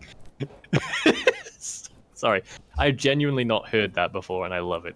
You could measure the time spent with her. Yeah. So, pats his shoulder. It's all in Pat's mind. back. It's all in mind, and it's all in hand, and I actually know what I'm doing for once. I believe you. It's just you're willing to wait, lad. But what if she sees you holding off as a no and goes to someone else? Someone swoops her away. Well, We have our perfect plans until someone comes in and mucks it up. Don't worry, Angus. We've had some kinds of talks, and we're both mercantile in nature, so we both understand the expectations before us. Aye. But I will talk to her about your scouting proposal, and I'll If butter you her up wouldn't with your mind. goods. If you So wouldn't I mind. do need a favor, a small one. Aye. Your little mushroom lad, the one that helps you out with your work. Are you going to be needing him for the next couple of days? Mikey? Yeah. Not particularly. Would you mind if I borrowed him for a while? I'm working on yeah, you might. I don't know if this is your wheelhouse or might go over your head, but he'll sort of like turn himself back over to the work table, and he'll pull over one of his usual blueprints, and while it again written in Orcish and Orcish. fucking is Greek to you, but like it's very particularly spread out and laid out. It's a lot of smaller parts, some chains, some fabrics, little hooks and whatnots. It's a jewel crafting blueprint. And he is now proficient in jewel crafting and could probably Yes. understand the blueprint, if not the letters.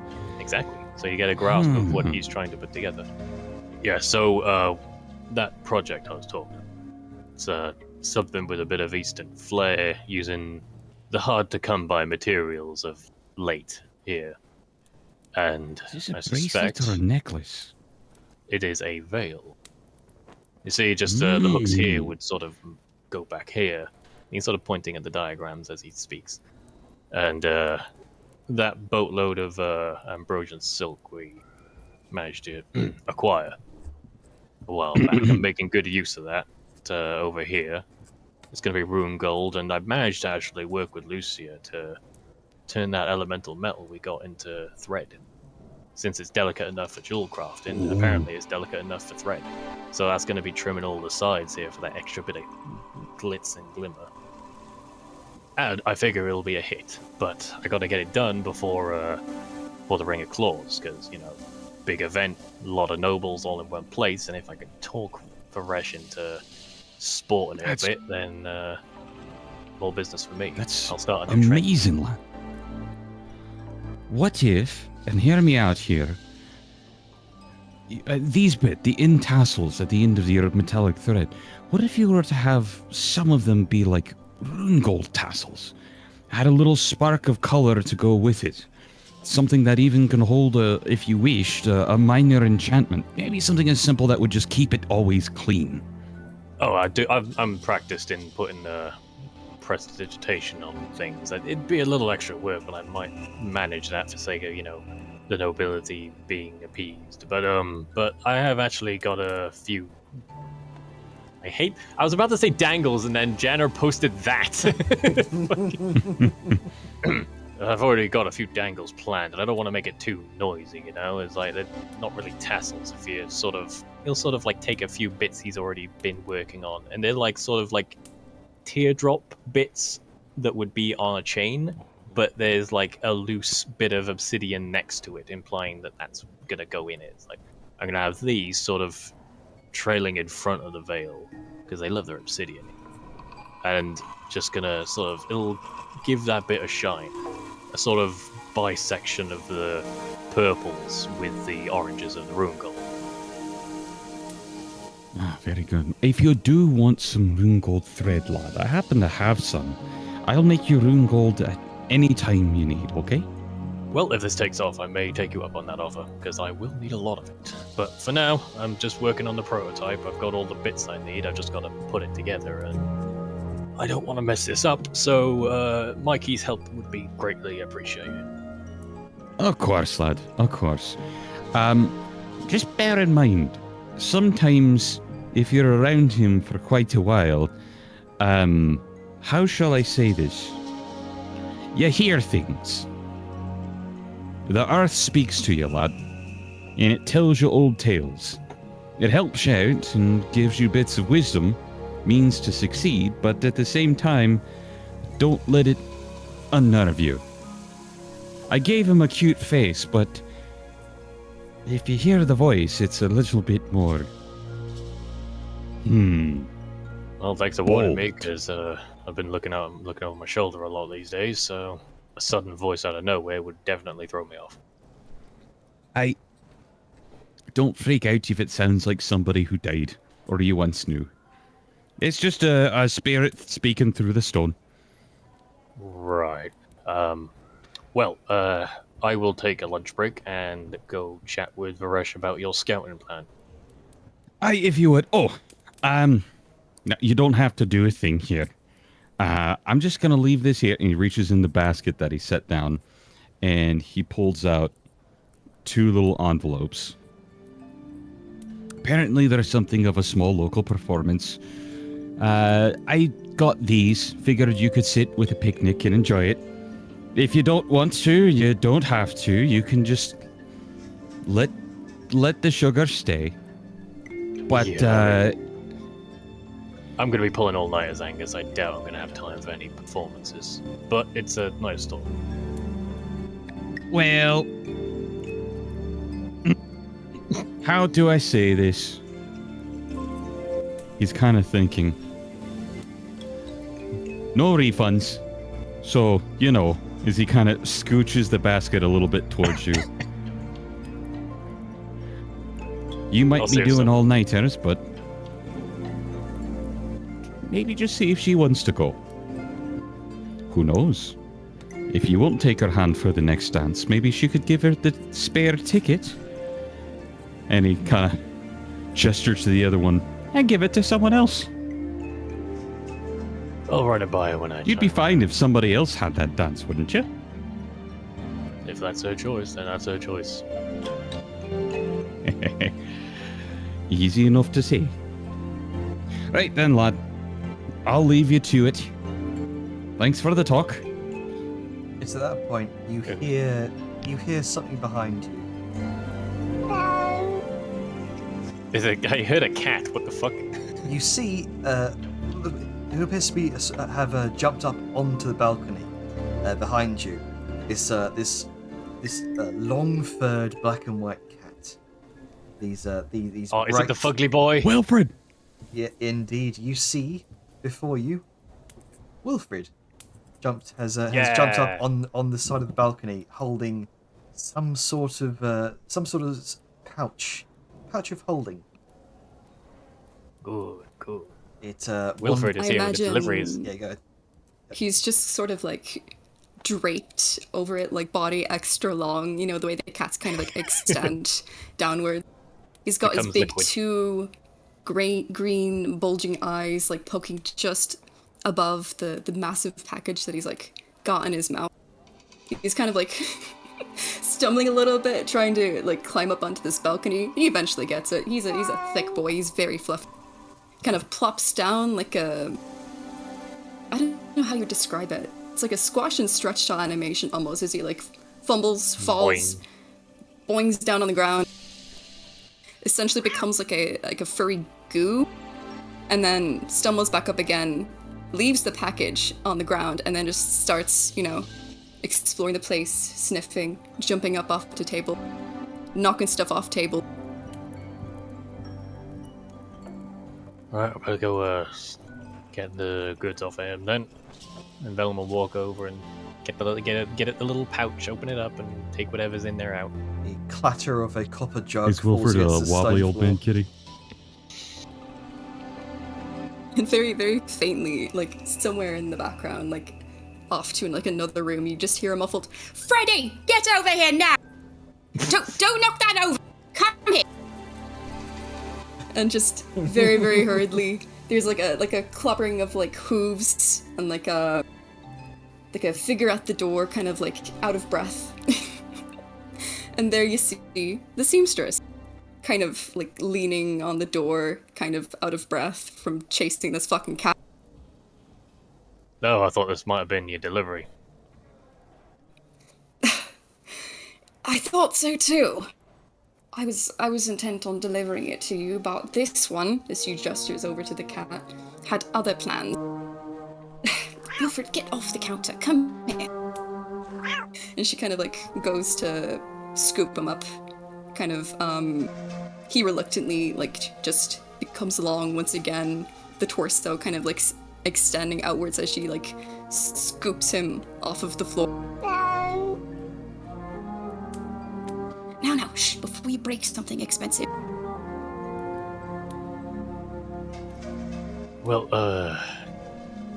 either way, delivery, yes, you were here for? Or was there something else? Yes, I wanted to bring the materials over to you while it was still relatively early in the morning. You know, I recognize that you're busy and you have lots of projects going on, so... Well, just the Might be one best which you to- have been a great help with. Fantastic. The materials themselves didn't take too long to prepare, but hopefully they should be ready in time for the tournament. Speaking of, how's progress on that so far? Well, with the timeline I've got at the moment, I will get it done the day before. I just gotta burn the midnight oil. Oh, have you got the findings already? I'm working on them now, but I know how long they take to make and how long it takes to put it all together. That much I do know. How well it'll go, well, we'll see.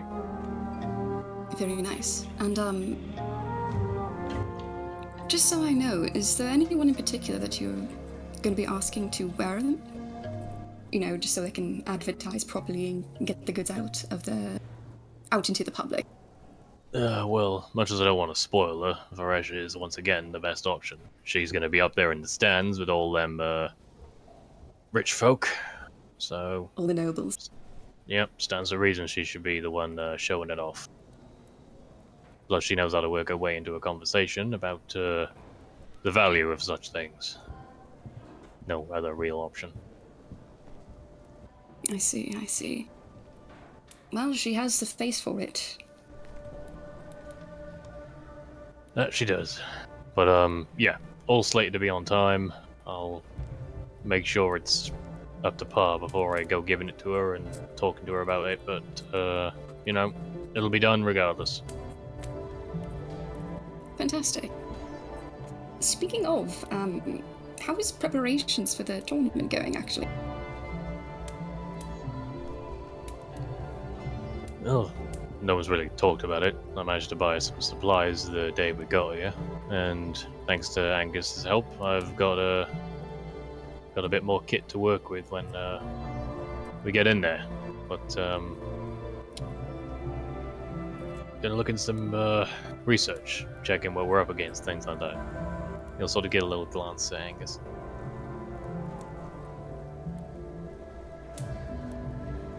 Nothing fancy. Oh yeah, is Angus here still? Yeah, we were having a conversation before your cat barged in. Oh, Very yeah, rude he's of him. just on his way out. Has he kept going on his way out, or is he stuck around to, say hello? He doesn't really know Lucia. Well, that's fair. So if he's gone, then that's fine. Just didn't Yeah. want to exclude you from the conversation on a whim. Oh yeah, no, I just had to see him. Go for it. Alrighty. Either way, I'm as ready as I'm gonna be, and I'd like to think everyone else is gonna be. Oh, that's good. I wouldn't want them to feel unprepared. Have you heard much on who you're going to be facing in the tournament, or what you're going to be facing? We've been kept in the dark on purpose to a degree. I'll be talking to Varesh in a bit about maybe more details, but it'll be a surprise, I'm sure. As long as we keep our heads and put on a show, then nothing else really matters. Well, it's always good to have a bit of a flourish on these sorts of things. Part of these tournaments are so much showmanship as they are actually fighting the beasts in front of you. On a different note as well, I've another thing that I've prepared for you. If I would be alright to share it. And she kind of Yeah, sure. What's up? she would go and reach into her little satchel, and she would like talk as she's kind of like rummaging around to find it. I know there was some mention of your daughter being unwell during our initial meeting when you first arrived in the city. Ida and Tuli caught me up to speed on what was going on and the trials and tribulations that you would have faced as you were entering the country. And there was mention of, as well, of Valia's condition, specifically her sleeping condition. And with that, she will pull out a small, little, crocheted plushie. She'll like hold it up in her hands.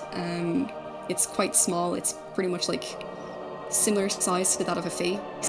It's got two little beady eyes. It's got very, very soft, kind of dark, crocheted, like feathers on it. And there's like a little faint, like lavender smell coming off of it as well.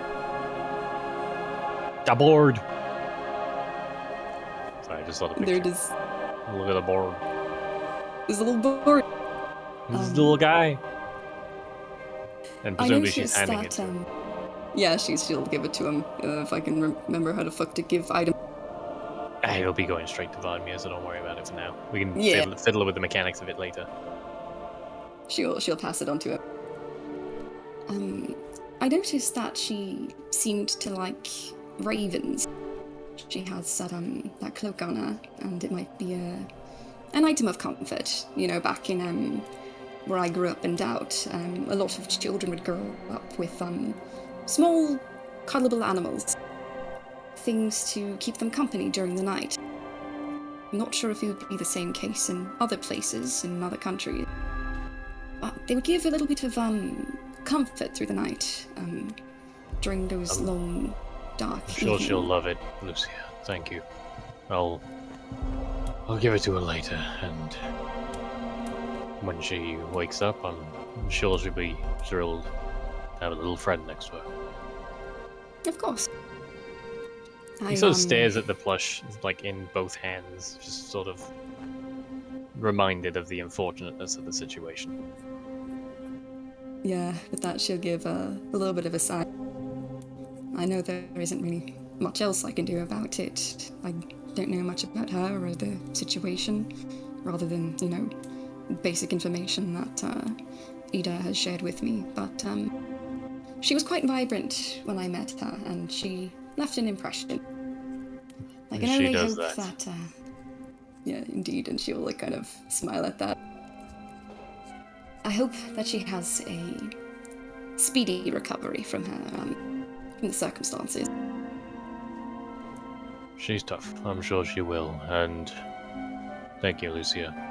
We both do what we can, even if it feels like not much, but it matters.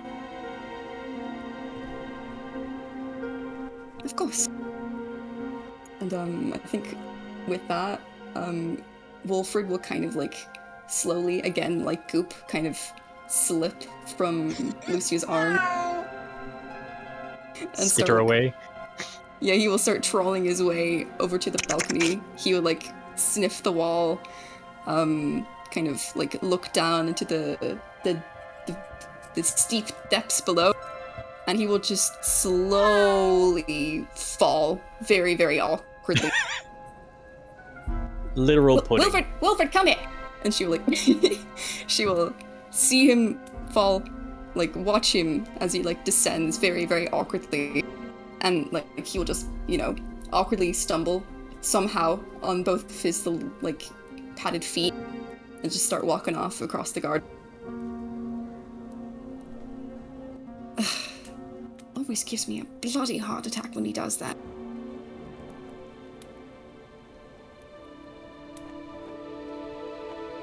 All right, so with that done, I have a question, Janer.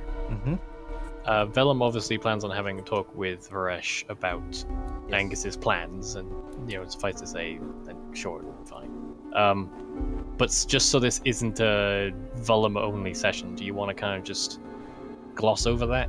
So it's like, hey, Angus wants to do some scouting. A, is that okay? B, Sure. Can you direct us? Well, Would you need that to be a roleplay thing?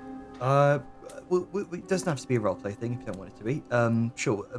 Basically, to surmise what she'll say in response, there's a bit of a moment where bit of flirty back and forth. Thank you for the basket. And also there's hey, I kind of feel like you're overcomplicating this. I was trying to do some scouting anyway, so I will let you know what I find out. But from what she has heard, the Fiddler Six apparently have only just come to Tektahos yesterday. Whereabouts they are Okay. right now, she's uncertain. But if you are able to hear some rumors about their whereabouts, that would certainly lead you to them. Alrighty. Well, Vellum will obviously mention the overcomplicatedness of Angus's part as a joking thing, and relay Varesh's information back to your boy so they can get on their scouting missions. All right. Okay then. Shall we move over to either Dajar or Sao Yun? Who wants to go next? The only thing I could think of to do was the talk with Vellum. My brain was like paper, but no, that's not the name. It's the other one. Parchment. Only talking paper. Hello, Sure. yes, I would like to speak with Scroll. Would you like to have that scene then?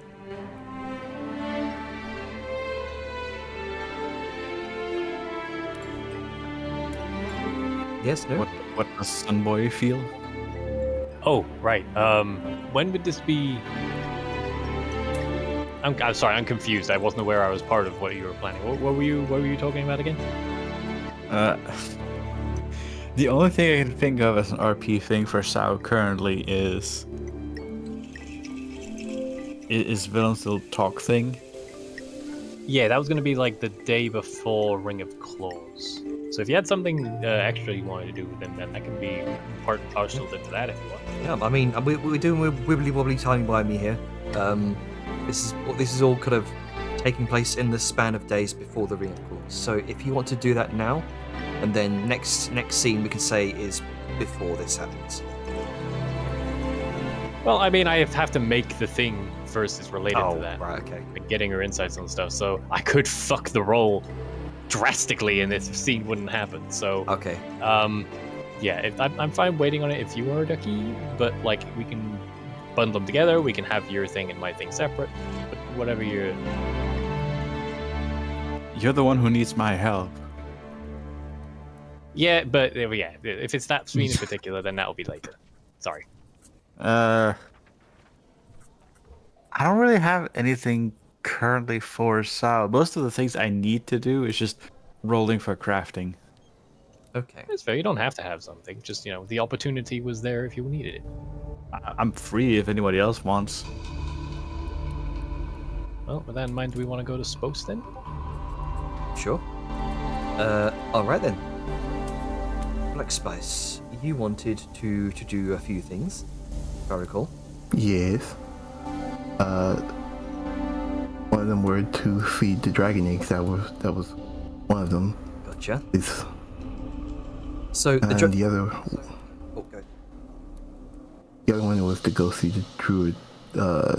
One of the druids in the, I think, the Temple of Life. So we can do the dragon eggs first, then the Temple of Life thing. All right. So from what you know, the dragon eggs are within the portable hull, which I imagine are somewhere with Vladimir. Maybe not. Maybe she's not wearing. Well, maybe she doesn't have the portable hull sort of wrapped up and stuffed beneath her cloak because she's not wearing the cloak right now. But they're probably located with her things, probably like neatly folded in a pile next to her bed within the tower. Well, I was gonna go right there then. All right. You grab the portable hull from her things. You take a moment to head out the tower, go into the courtyard a bit, roll out the hull, and there you see, kind of nestled within the corner, or quote unquote corner of this hull, is the brightly scintillating form of Aurea. And just to make sure there's no prying eyes, I'm gonna be doing the Tiny's hut while I'm doing this. All right. You conjure that scintillating prismatic dome around you as you do this. You can feel Let's see. the radiating warmth of the egg, the brightly coloured sort of multicolored lights refracting like a broken mirror.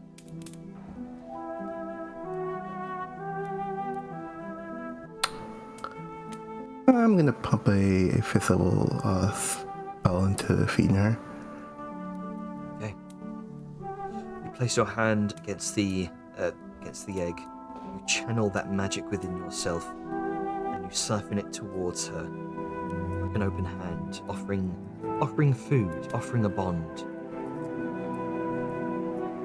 And you can feel that drawing, that hungry drawing of power as the egg's surface begins to feed, like it's not fed, like it's not eaten in a long time. Now you know that recently Aurea has begun developing more definition across the surface of the egg. Like the egg itself isn't a shell. It is Aurea, coiled up in this fetal position so tightly that it almost resembles the shape of an egg. But more recently, you've begun to see a wing separate for a moment, then readjust itself to a more comfortable position as it coils back around Aurea herself. You swear you see the egg twitch for a brief moment. You can sense a very, very faint connection. You felt it when you were journeying towards the corrupted grove where Nazara held sway. That's when you decided to join the rest of the party, teleporting over from the necropolis. You felt that bond develop between you and many other people in your party, all except perhaps Grunker, who chose not to partake in that bonding process, but you can feel that reignite here as you feed Aurea this powerful bout of magic from yourself.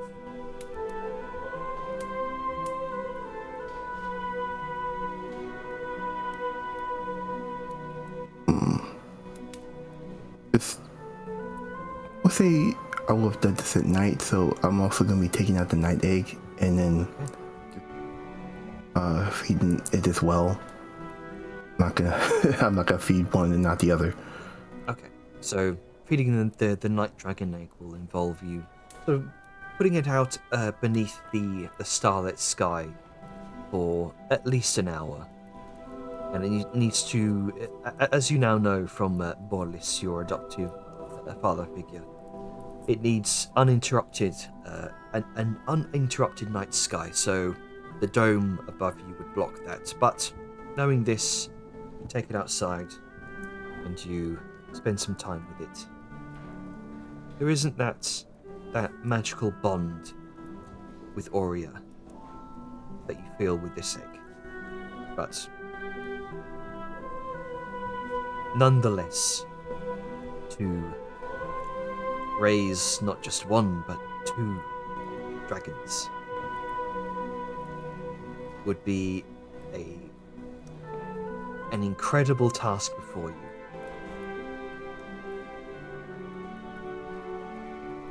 The life. To nurture it than to leave it alone. Indeed. But you spend that moment between the both of them. Do you wish to place them back into the portable hole, or keep them with yourself, or what are you doing? For the rest of the night, I'll keep them close to myself until close to morning, and then put them back. Alright. On the next morning, you place them back in the portable hole, wrap it up, hand it back over to pile of Vadmir's belongings next to her. And now you wish to head to the Temple of Light. That is correct. Gotcha. So, making your way through the city itself, you...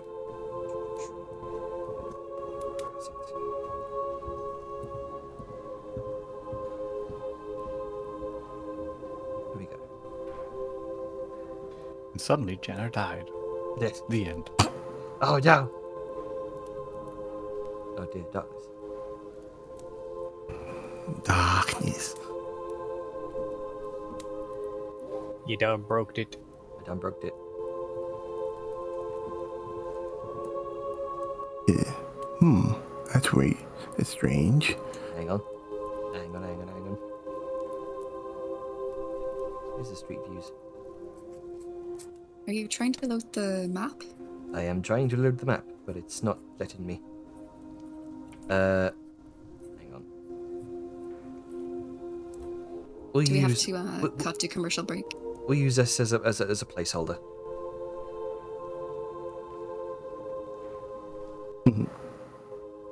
Wolf. So, you slip into the gardens, and Tektahos fades behind you. The city's heat gives way to the damp breath of the jungle. Though you know it's only a fragment, a cultivated echo of the Panzan wilds here in the middle of Tektahos. It still swallows the stone and sound in green. Bronze as tall as you arc overhead, their undersides glowing with this sunlit filtered gold. The air itself hums with life. Macaws wheeling in bursts of scarlet and cobalt. A tapir kind of noses lazily through a bed of broad-leafed lilies. The musk of wet earth and animal fur clings to every breath.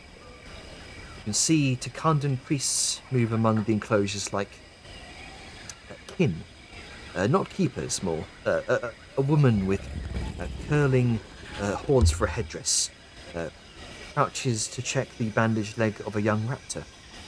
A bare-chested elder with hair the colour of moss murmurs a chant as he sprinkles water over the head of a dozing jungle cat.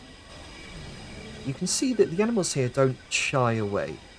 Some of them lean into the touch, eyes half-lidded in trust. You see stone paths that twist between overgrown pools and winding roots, guiding you towards the base of a massive temple ziggurat. Each tier above is a garden in and of itself, its edges spilling with orchids and vines, its sounds of unseen creatures rustling in the foliage. Somewhere ahead, through the shade and scent of flowers, you see the faint flicker of structured gold and stone mingling with green. A man moves towards your periphery, barefoot, skin painted in winding vine patterns. His only clothing is his belt of woven reeds, sort of kilt, and a mantle of parrot feathers.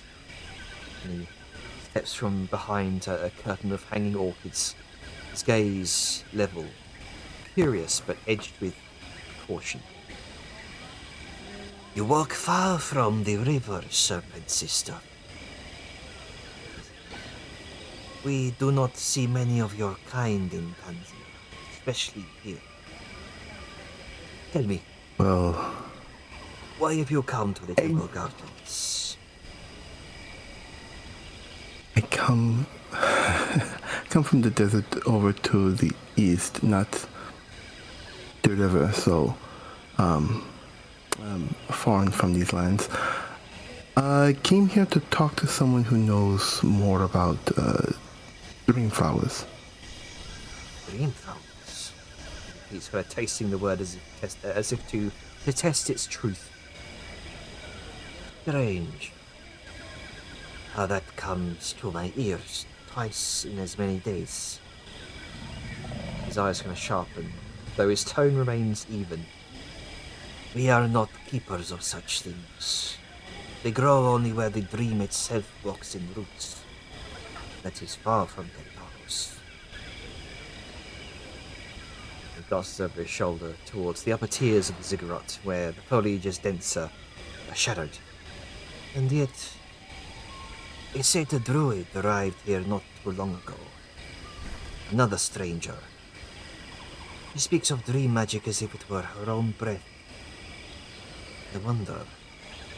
His gaze kind of turns to you as he holds it. It is convenient, do you not think, that one who knows the ways of the dream should arrive, and now another asks after it.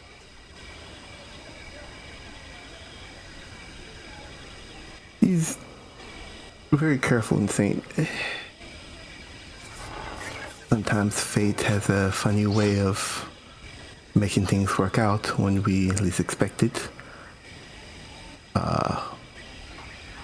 Who am I to judge of what fate does? I'm just walking my path, or slithering, more or less. Jungle quiet around you. The jungle quiet around you feels a bit heavier. I think it's kind of listening for your answer. If your business is not mischief, perhaps you will speak plainly. Why do you seek this dream flower?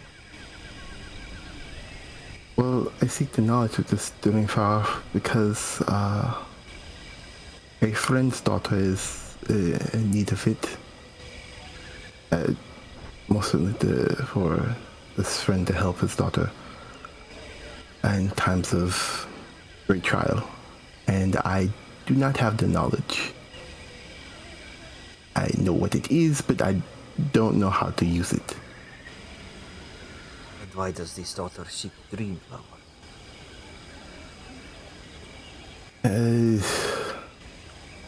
He been put in a very dangerous sleep. She is not human, but she is definitely of a different kind, a demon kind, a satyr. And it's very dangerous. So I think these flowers would help. Follow me then. You follow the attendant through the winding paths of the garden. The air is thick with the mingled scents of flowering orchids and damp, mossy stone. The calls of hidden birds echo overhead. And somewhere in the undergrowth, the great beast lets out this slow, rumbling cough. The temple rises before you in these staggered terraces, each draped in vines and crowned with small shrines carved from living jungle wood. You ascend the steps into its heart. The sound of the city fades, replaced by the steady hush flowing water and the soft rustle of leaves stirred by unseen hands. Inside, the air is warm and dappled with green light filtering through canopies overhead. Shallow pools mirror the carved effigies of Takanda, and the space thrums with quiet life, scaled, bird, and feathered. Different shapes moving between the columns like silent acolytes. And you're led into a broad chamber with a sense of the sense of fresh herbs, clean water, and animal musk, and mingle in the warm air. And off to the side, you can see this massive jaguar resting on a bed of woven fronds, its golden eyes half-lidded yet watchful. And kneeling beside it is a satyr, whose fiery-hued fur, sunburst streaks of white and blue, catches your breath for a moment. The pattern, the build, even the soft fullness of her freckled face. There is no mistaking her resemblance to Varys. Her breath is just caught in her throat, and she's like very still. She's staring at the figure and not really. She's silent. She's just watching. You can see her hair is streaked with silver and braided with leaves, beads, and charms that sway as she leans forward, and with practiced grace, he grinds a salve of crushed leaves and resin, smoothing it gently over the jaguar's stitched flank. Each motion steady and sure. The great cat's ears flicks over towards you, but it doesn't rise. The satyr doesn't immediately look up right away. Only when her palm misses this final smear of balm into the injury does she turn. Eyes narrowing with curiosity at the sight of a naga in Takanda's center. Her gaze immediately sharpens, as recognition sparkles in those deep earth brown eyes. Shah? He's slithering just back a little bit. A smart. He's trying to say something, but she can't say anything right now. An immediate smile blooms across her face, wider, brighter than you've ever seen from someone in this sacred watchful place. And then in two strides, she closes the distance. Her arms loop around you, drawing you in against the faint scent of wildflowers and fresh rain. The embrace is the kind that speaks of kinship even in the strangest of reunions. Oh, it is you! She says, kind of pulling back just enough to touch your face, as if to be sure that the dreamer hasn't played the trick on her. Roots, what are you doing here? He is lost for a minute. There's so much to say. I don't know if I have. Like, he's lost.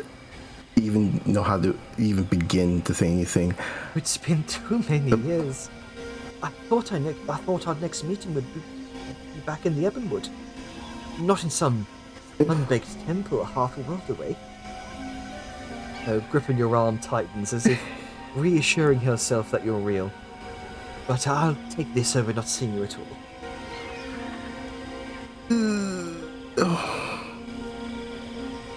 Yeah, you're gonna have to brace yourself here. I'm a little touch and go on things. I do remember you. It's just there's so much to say. Do you mind if we go somewhere a little bit more private? Yeah, you need to hear something about Ferris. Her face immediately kind of drops for a moment. and she gives an understanding nod. Let's go to the balcony. And it ushers you towards this long palisade of columns out the side of one of the tiers of the ziggurat that overlooks the entire city. She holds both of your hands. I know about my son. I know what's happened to him. Okay, that. She just breathes a big, heavy sigh. That saves me the explanation. I didn't know how to. If I saw you again, if I would break the bad news. The bad news was broken to me a while ago. Every day I see him from the shrine. Every day I'm reminded that it isn't enough.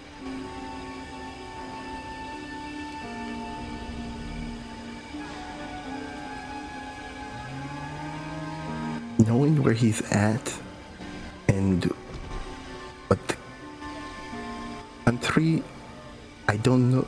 It's gonna take a while for me even to get to him. It's the problem. I want to save him so bad, but I can't do anything right now. I understand your pain. It's the same that I share. It says kind of places a hand against your cheek.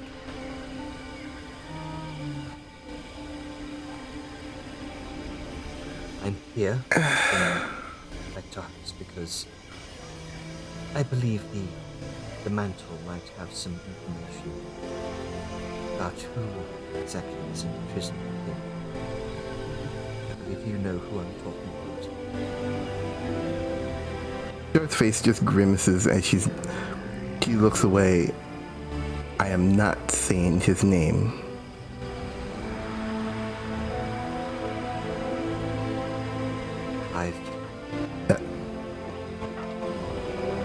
He's just saying that blight, it does not deserve time here, even amongst a friendly face. I'm not going to mar this meeting. You don't need to. We both understand the circumstances. I have long resigned myself to abandoning my home. As far as I'm concerned, home is wherever my son's trail leads. And that trail has taken me much further than I ever dreamed. Home is wherever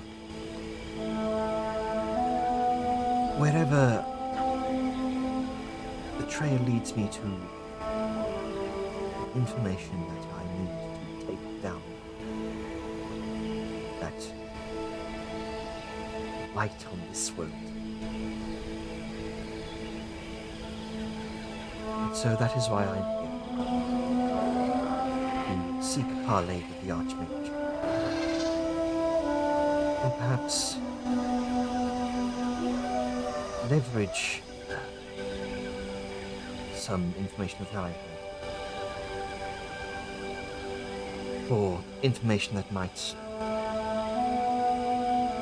well, it's a far cry to say take down this individual, but I'll be honest, Ajar, I am very out of my depth. I will do anything to see my son through this.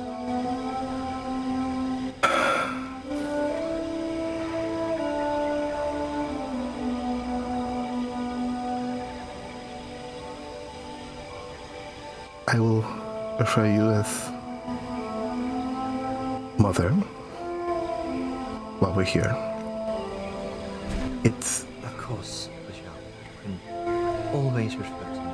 You've always had family. Even when the dream feels far away. Even when the world is trying to make you forget. That hasn't changed. It never will.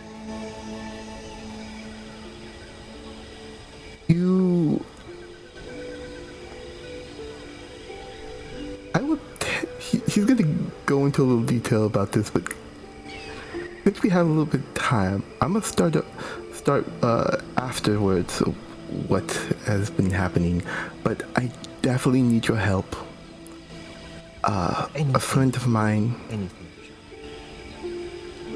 has a daughter, a satyr, who is under a very dangerous sleep, a withering sleep.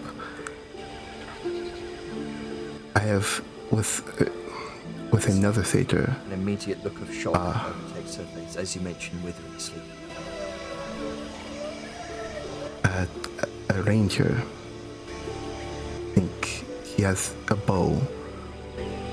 He's very adept at stealth. Etheria has helped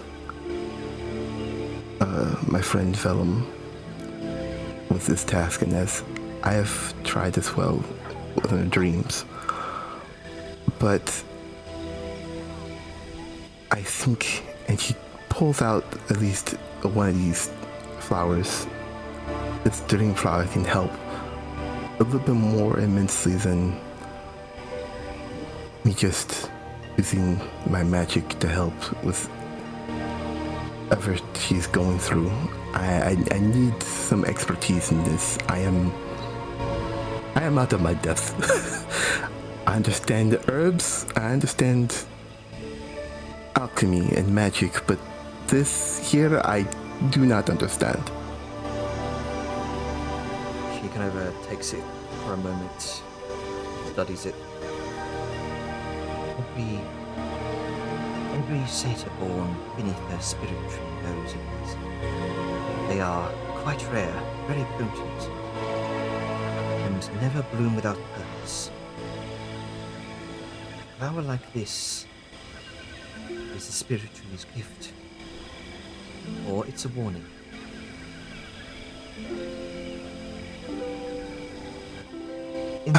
With the right brew, they open the soul, letting you walk further in the dream than trance alone.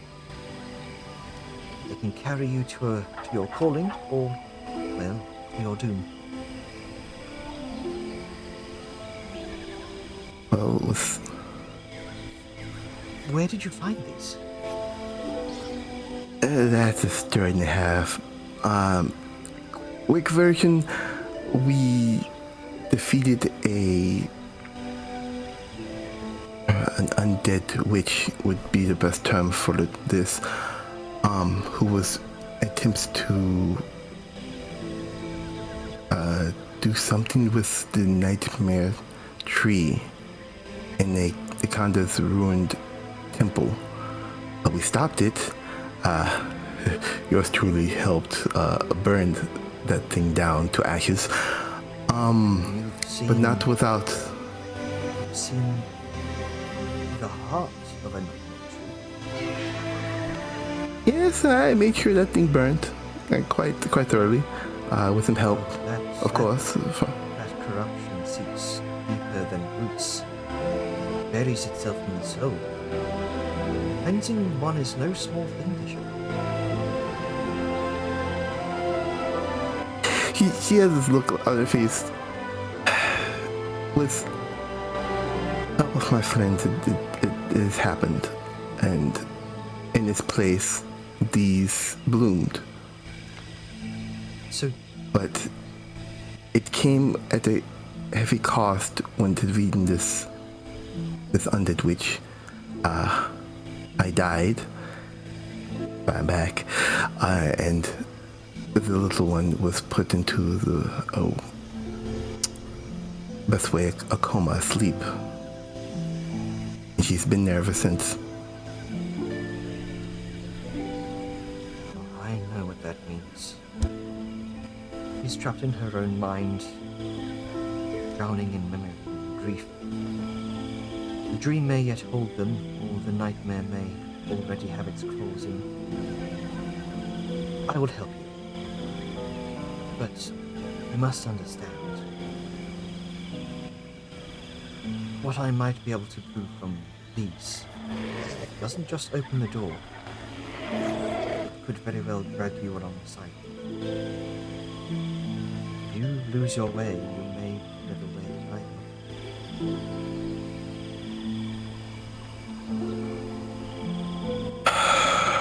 She takes a deep breath and just looks back into her eyes. Mother, I am but a simple cog in the grand scheme of things. I've already, in a sense, came to terms with if I may be lost, I will try my best not to. I will fight, but in the great river of life, I will offer hope where there is none to those who need it more than me. She takes your cheek. That is why I am glad that you found my vows. And we, together, will find him.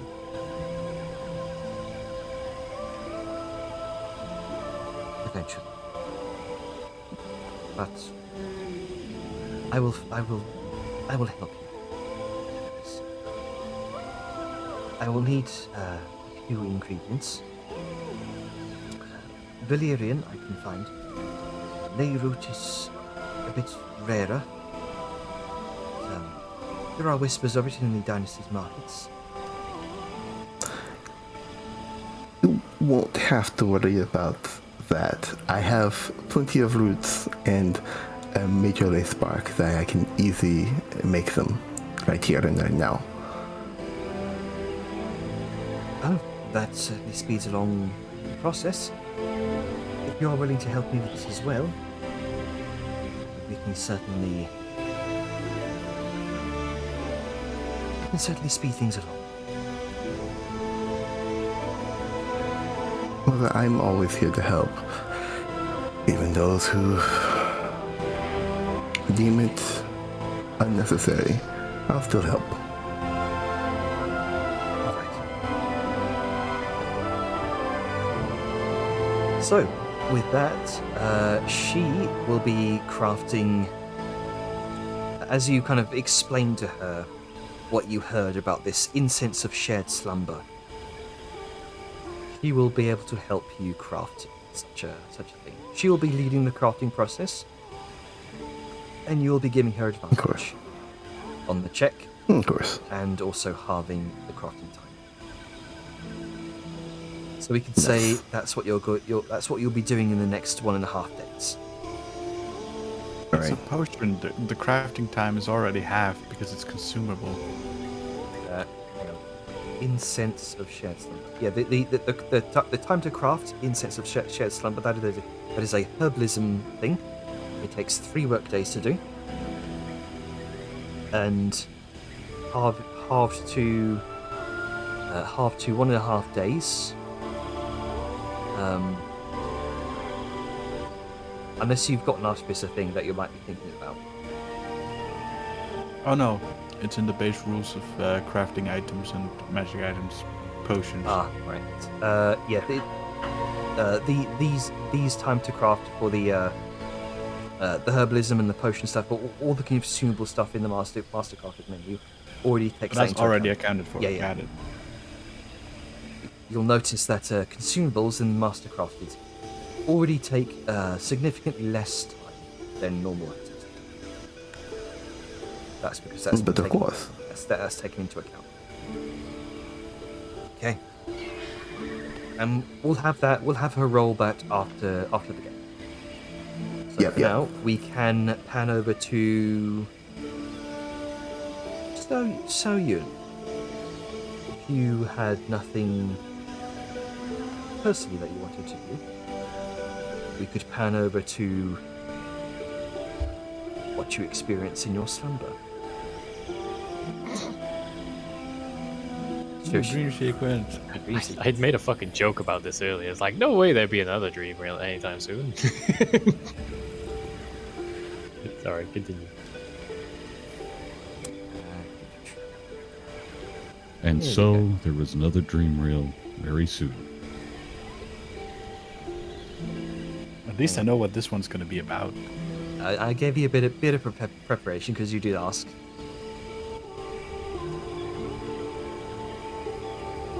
No worry, no more fart jokes. Okay.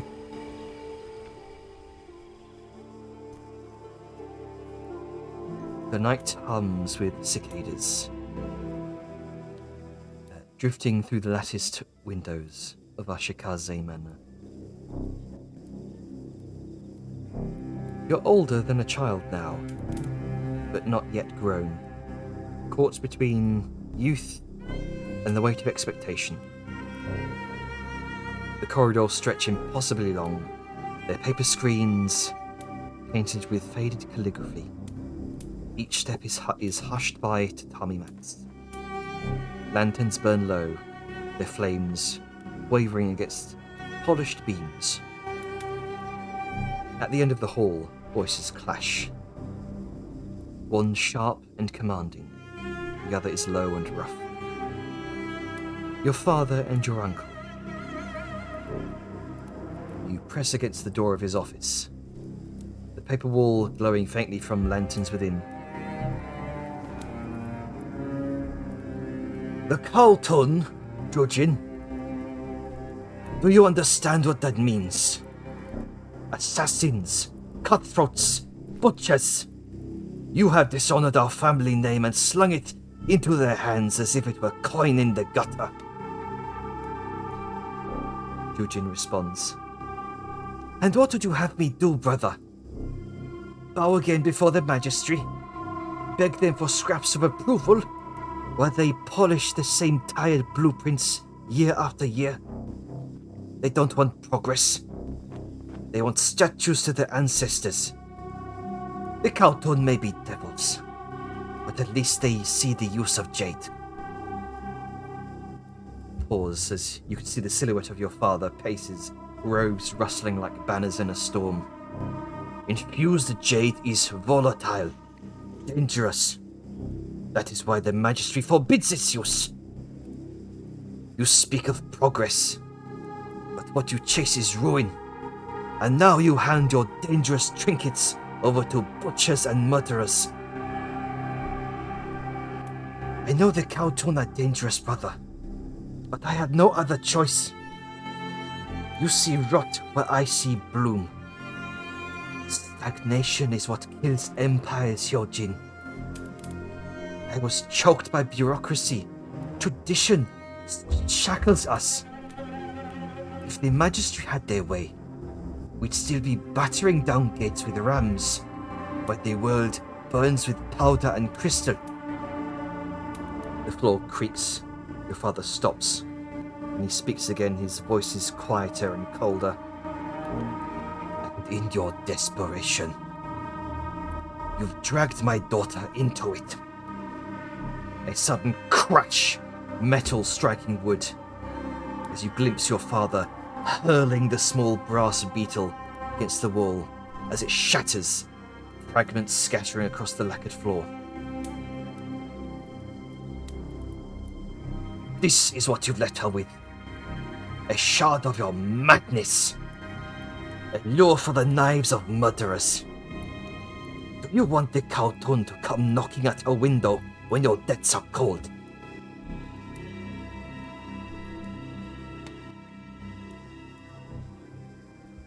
Would you wish to intervene, Saoyun? Oh, do I?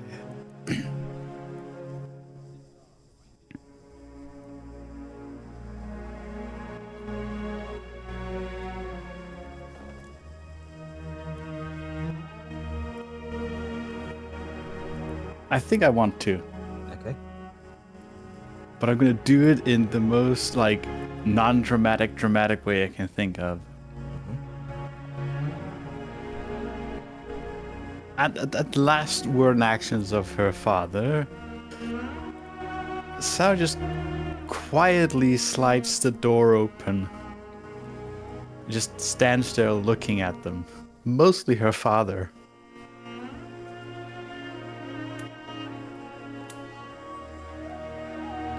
Some pause in the argument as hush falls across the room. Jujin and Hyojin look at you, Soyun. Jujin. Both of you. You argue so loud.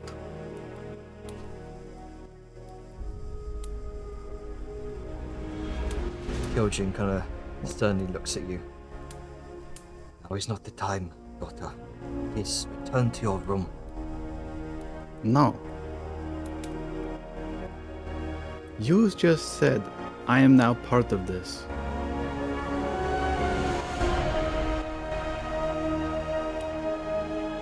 I'm not some small child anymore.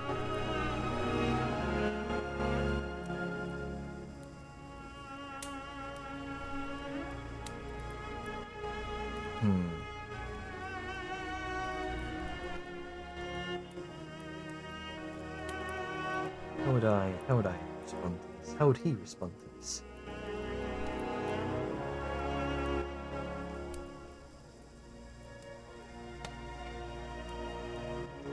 Hyojin says, "But you are. Strength is not the same as invulnerability. Even the strongest seal can crack quenched too fast," says as he kind of kneels down in front of you. Kind of level head slightly below yours as he kind of holds your shoulders.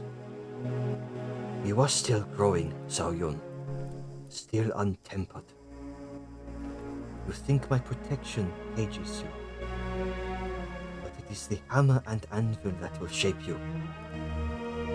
One day, you will stand without my shield. But not yet. Not while danger circles so near."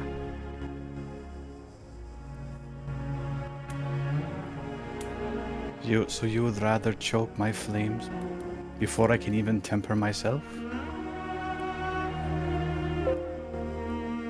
While I have your protection? She literally does the little arm stance of just arms slightly out, like asking him, really? You mistake freedom for wisdom.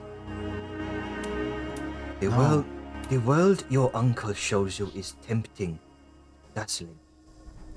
But it has no walls to keep out the wolves. The lessons you find dull are the stones of those walls. Without them, you will run into the world with bright eyes and empty hands. It will devour you. I would rather you curse me for my strictness, and see your name etched on a shrine before your time.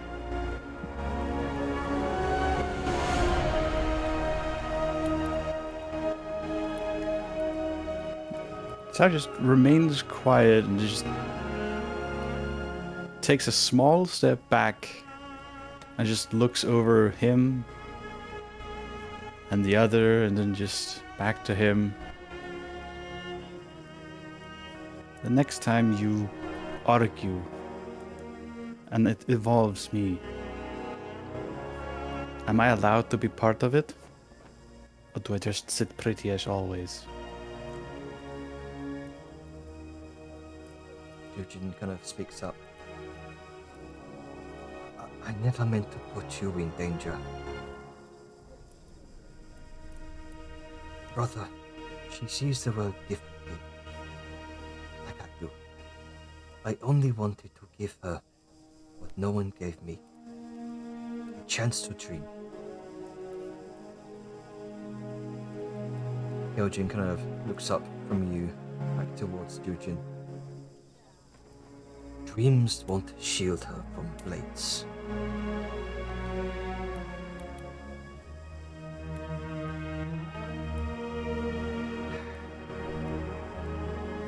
I have watched you, daughter.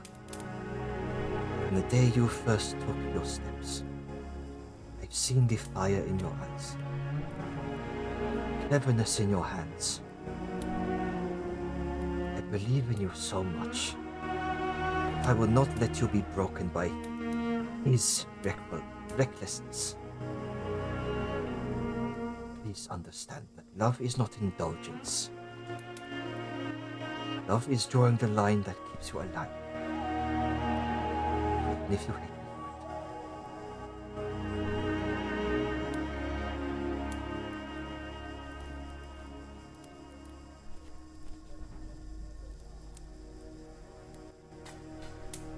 There's a soft, slow sigh, and she just. I'm going back to bed. She just turns around, pauses after a few steps, turns back. Good night, Uncle. Turns again and just walks. Hyojin gives you a sad nod. As Hyojin sighs, he lets you off to bed.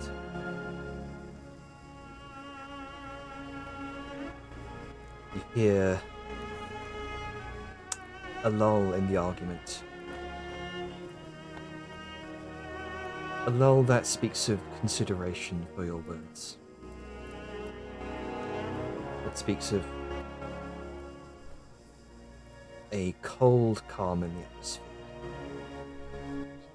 Before Hyojin finally kind of breaks that silence. As you hear behind the paper walls. You've made your choice, Jujin. I now make mine. Leave this house tonight. Do not return. As long as I draw breath, you are no brother of mine. Kind of, you hear Jujin's breath shake. Is that it? After all we've built together, after all our father left us, you would cast me out here? I would rather lose a brother than bury a daughter.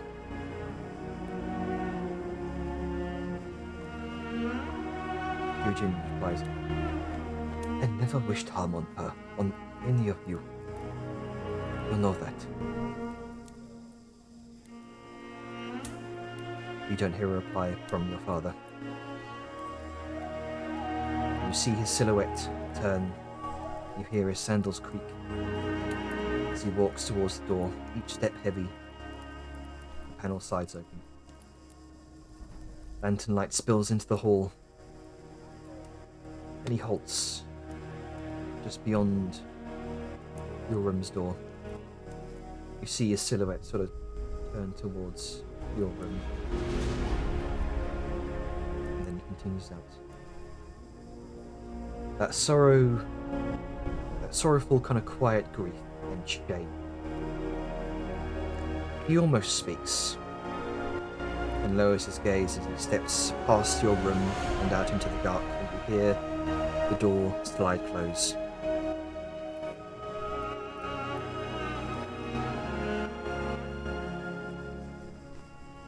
In the shadow of the next room, by the lantern light, you see Hyojin braced on the desk, shoulders trembling, his head bows, as the cicadas resume their song. The vision ripples, then dissolves into shadow. Another moment in time. The day after. Replaced by the soft glow of lanterns flickering before a low household shrine in the gardens. Incense curls lazily into the air, carrying the faint scent of sandalwood.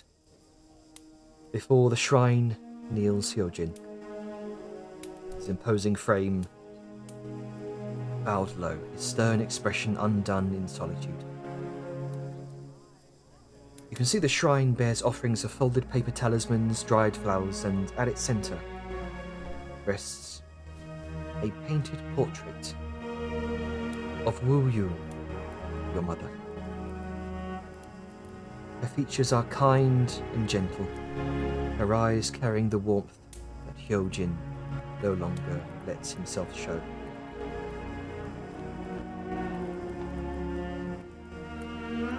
You hear him say quietly, "My love, you could see what I see now. Sao and Tao, so bright, too bright, just like you." His hands curl against his knees, knuckles whitening. "You left me with a fire I cannot control, two sparks I cannot smother. Spirits help me, I try every day. Not soften them as you have. All I have is iron, discipline, the only shield I know. I know it was not their fault. But when I look at them, I remember the day I lost you and my heart betrays me. I grow harder, sharper. And I should be gentler, and yet if I let them stray, then I lose them too. I cannot lose them, not after losing you. His breath catches. Silence lingers. He presses his forehead to the mat before the shrine, his voice breaking into a whisper. Forgive me, Wuyun. Forgive me for failing them. Forgive me for failing you.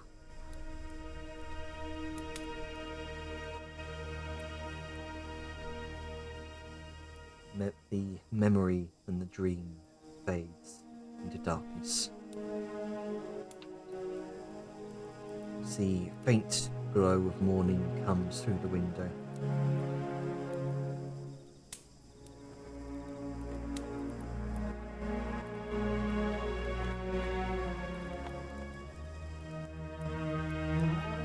As you come to wakefulness,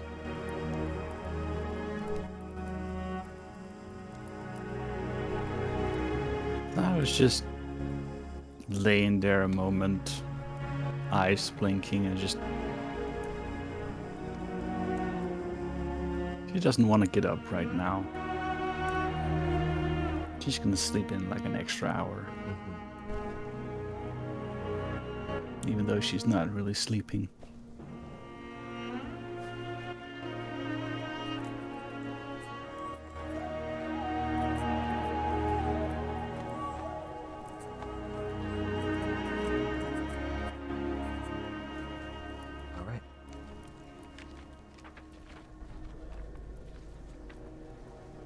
so,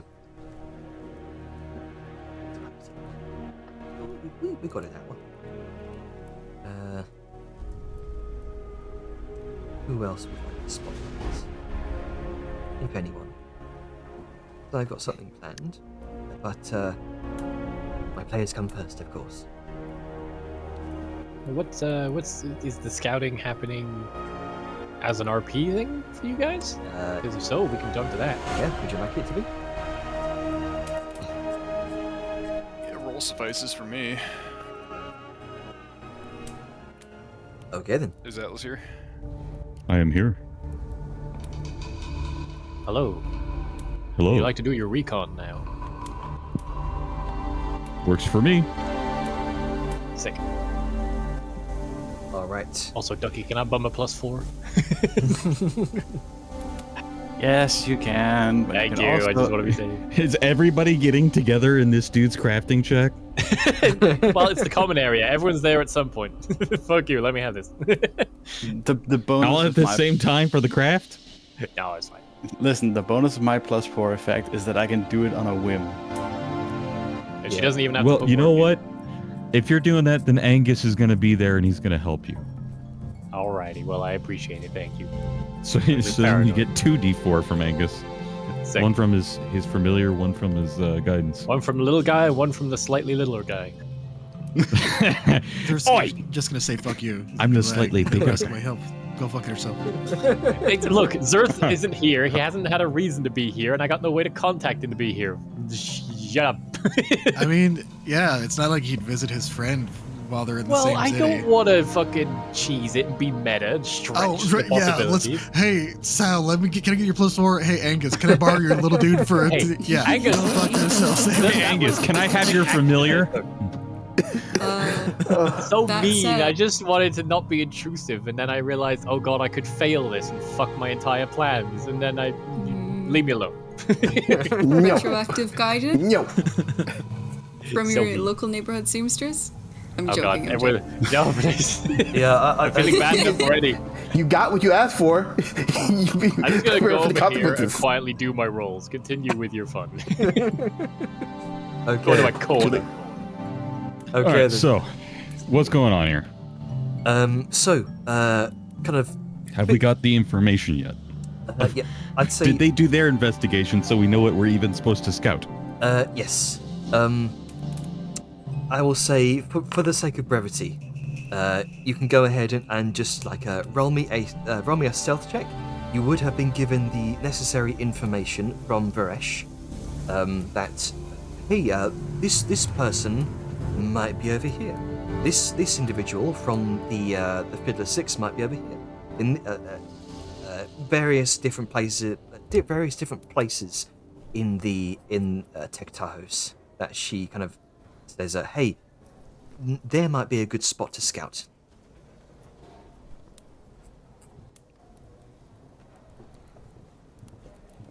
Did the spell go through? There it Oh, is. there you go. It made a noise.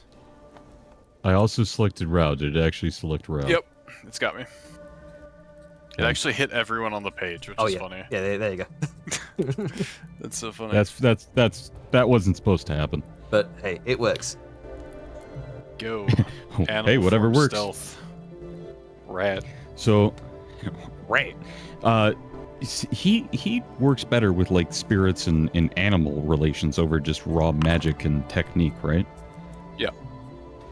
Then she would spend a little bit of time going over like stealth, since he's not dexterity kind of based, about like, hey, this is the movement the animal makes. This is why they do it, right? All of my sneaking methods and things, I'm just borrowing from nature. This is how the owl softly glides, right? And is silent. This is the way the rat can climb any surface and not be heard, right? It is not about the result you're after, but this is the method in which they move and why. Don't just take the shape of the animal, take its meaning. You must be. Right? Yes. Become the animal. Makes Billy Goat sound, climbs up wall. As she sort of conveys that and puts the pass without trace over him. All right. So as you prepare your scouting trip, Bresh fills you in on what she's heard. The roundabout details of some rumors that she's heard around the city. One speaks of a halfling girl, a bow girl that felled a wyvern in a single volley. Something about her brother, the scarred one with the knives. They say he slipped into the royal vaults of Langsmoor and walked out with a king's crown. And the nobles there still pretend it never happened. They also speak of a giant bear, a great beast in brass armor, taller than 3 men. They say it obeys the girl as if it were kin. There's also rumors of a new bard in town, instead of Zer, perhaps a rival, an individual called Elias June. Very handsome. They say he wrote a ballad so convincing that a whole company of sellswords switched sides mid-battle. There was one about some sort of ex-bloodsail corsair. The woman with the staff, eyes like storm clouds. The pirate who turned her ship against his captain. There's also rumors of a dwarf old and broken, one good eye. They say his hammer still rings with the fire of a god. And if half the stories are true, then the Fiddler Six are not a troop but a legend walking. There's also individuals that say this troop is famous throughout the Commonwealth now.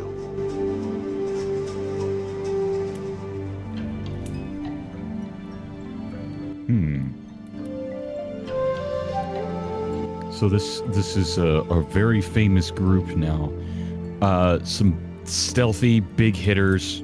Was there a story about a magician or anything like that I missed? Sorry, go ahead. No, I've just presented you the information. It's good. It's up to you to sort of decipher what that You said- information. There was the famous bard. They're often magical. Yeah. Or there was one that sounded like a storm druid, or not storm druid, a storm sorcerer, or a druid that turned their ship against its captain, which sounds like either storm magic or actually turning the wood against the captain, something like that. Yeah. Or it was the one that that made a golem, which sounds like transmutation wizard to me. So I don't know of all the Yep. ways to get golems in this setting. Yeah, So- either so- golem or artificer or transmutation wizard. Yeah. I believe either. But you are directed to the general areas where you might be able to find these individuals. So we could effectively boil it down to Alright. maybe like an investigation or a perception check to find them, maybe like a stealth check to hide in the crowds. To get a Oh, I'd closer like to look. do perception over investigation if possible. I would also like to do a perception over investigation. All right, so who are you going for first? Are we each going to do a roll, by the way, or it is one person doing it and the other's helping, giving them It's- advantage? I'd say it's your choice. You want to tackle each of these together or individually? Oh, I Kinda definitely think harsh. we're going as a pair. We have to with Pass Without a Trace. Yeah. So does Rao want to be the one doing the perception and looking, or does he want her to lead that? I am gonna bet that our perception checks are pretty equivalent, or pretty close. It's very I see. likely. I say we just roll and hope one of us gets good. It's basically advantage, but both of us gets a plus our modifier to it, right? May the best man win. Yeah, Hopefully advantage one would of us be we wins. get to do it twice. Yeah. Yeah. Yeah, if One one person would get to do it twice. Yeah, if Versus we you're each do helping it each once. other, if you're each helping each other, then one of you would make a perception check with advantage. Okay. Yeah, mine's +9. I'm not gonna say mine because that's meta. So we're just. Do you want to go for it? Okay. Sure. Go for it. Roll it. You got my assistance, buddy. There's your 20. All right, and you're effectively using the hawk to scout. Yeah. Is that right? Yeah, actually, I can. Well, I was using rat for Yeah. If you want to do rat, stealth, and then but my familiar can also look around, and I believe I can transfer my consciousness to the. bird. You can see out of it, yeah. yeah. So I get like a. I Share get your senses. You A would double be here, yeah. you would be using the hawk's perception. Oh, okay. And if you're doing that, then I can send my familiar with you. Wait, so you're saying we assist each other and the familiars assist each other? Hey, why not? They could. Why not? All right. I'll roll familiar then, and then you can give me the assistance. I will do that. That's funny. Hawk. Let's- This is some assistception stuff. And in this case, I will have my familiar help you. as you are. It doesn't help. Roll it on your own because the hawk has natural advantage on perception checks. Oh, yeah, that's right. Oh yeah. So you just Oh, roll your yeah, familiar. okay. So I get to assist you again. Oh wait, no, it doesn't work because only one of us gets to roll. So we get 3 rolls here. I roll and then you roll. I'm just gonna roll 2 Okay. D20 plus +4. 2.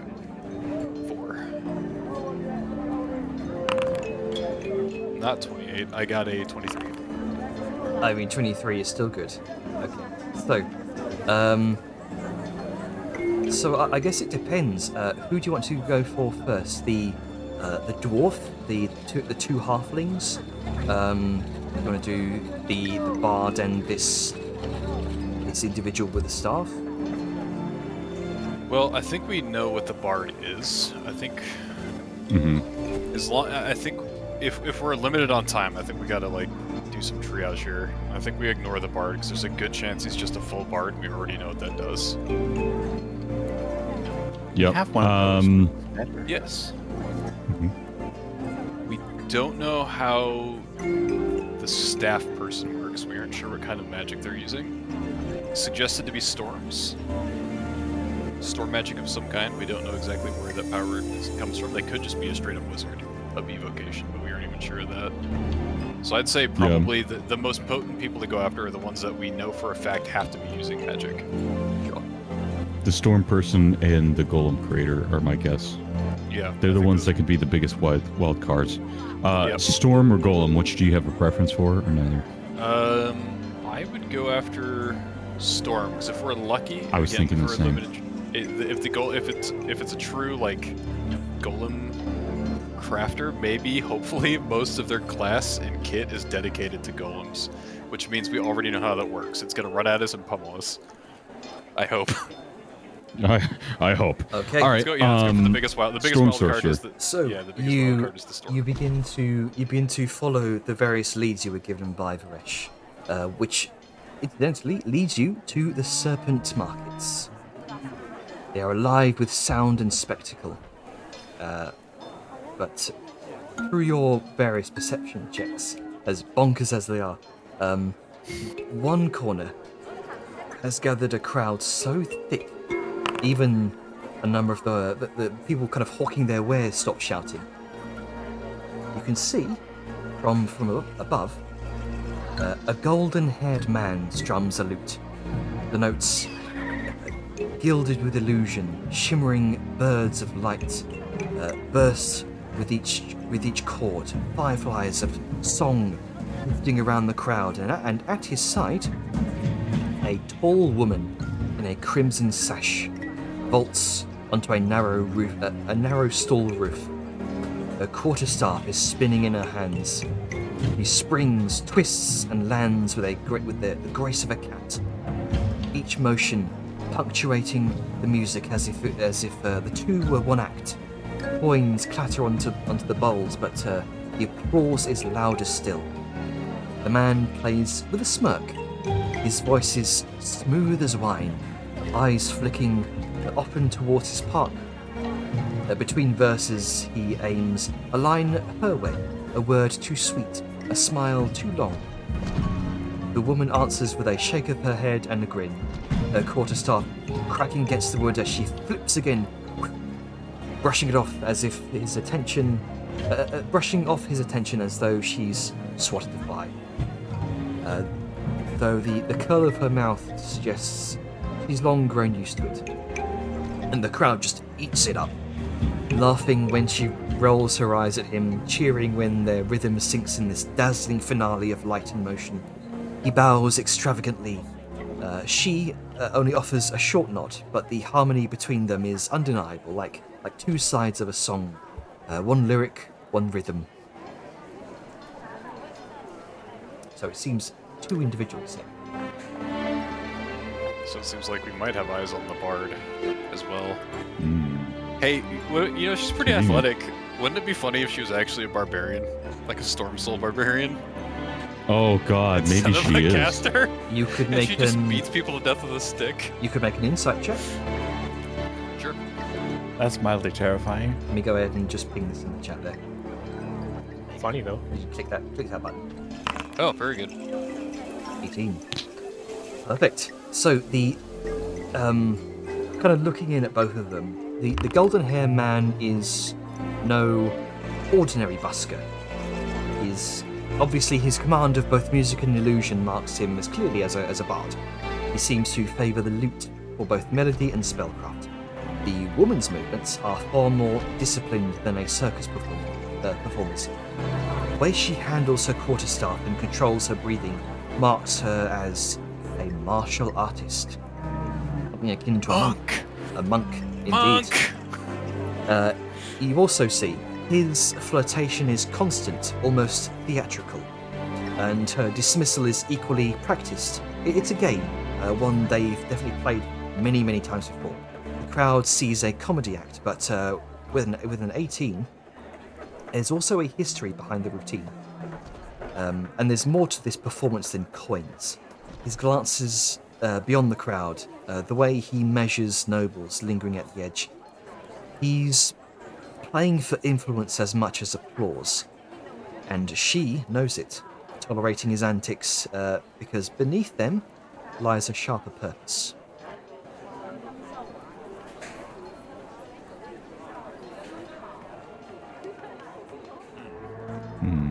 There is clearly some sort of flirty dynamic between the two of them. Both in and out of performance, perhaps. Hey, Atlas. Yep. You might just want to have speak with animals going probably this whole time. So we can actually communicate. Let me double check something. I will go ahead and reveal this. It is both of these individuals to you guys. just duration, not concentration. So I could. So it seems to me. Well, first off, I mean, when it comes to the tournament, just break his loot. He'll be powerless. But he seems to be a mesmer, more of a, less of a combat caster and more of a mesmer caster. It seems. Based on, at least based on his performance. No, break his loot. Break his loot. Well, we know what to do with him. Break his legs, clearly. Not to break his legs, you have to break his hands. That's Well, true. there she is. Oh boy. Oh, so yeah, does dance for money. It's the old sling. I mean, just Yeah, I a was punch about of to the say, throat like, would help. that's the one Willem gave a coin to after a night. Never gonna live that down. Nope. Oh no, Yep. you It are was a not. decision you made. It This would is the seem consequences of your, sensible at the of your time. decision. This naive, new, fresh to the I was a world. fool. Yeah. You know, what do you mean normal people don't stamp their maker's mark on Nazi gold and give it? The consequences of your That's actions. way too specific. That's what happened. Dwarven Nazi gold. yeah. Sorry, continue. There are many things you do. That is not one of them. Unfortunate. Life goes on. So for him, there's only so many buffs and protections we can put on a group for concentration purposes. I think we only- just If only I could cast catapult on his loot and just yeet it away. send it away, send it into the fucking sun.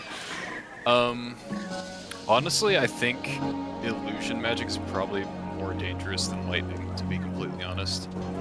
Oh, definitely.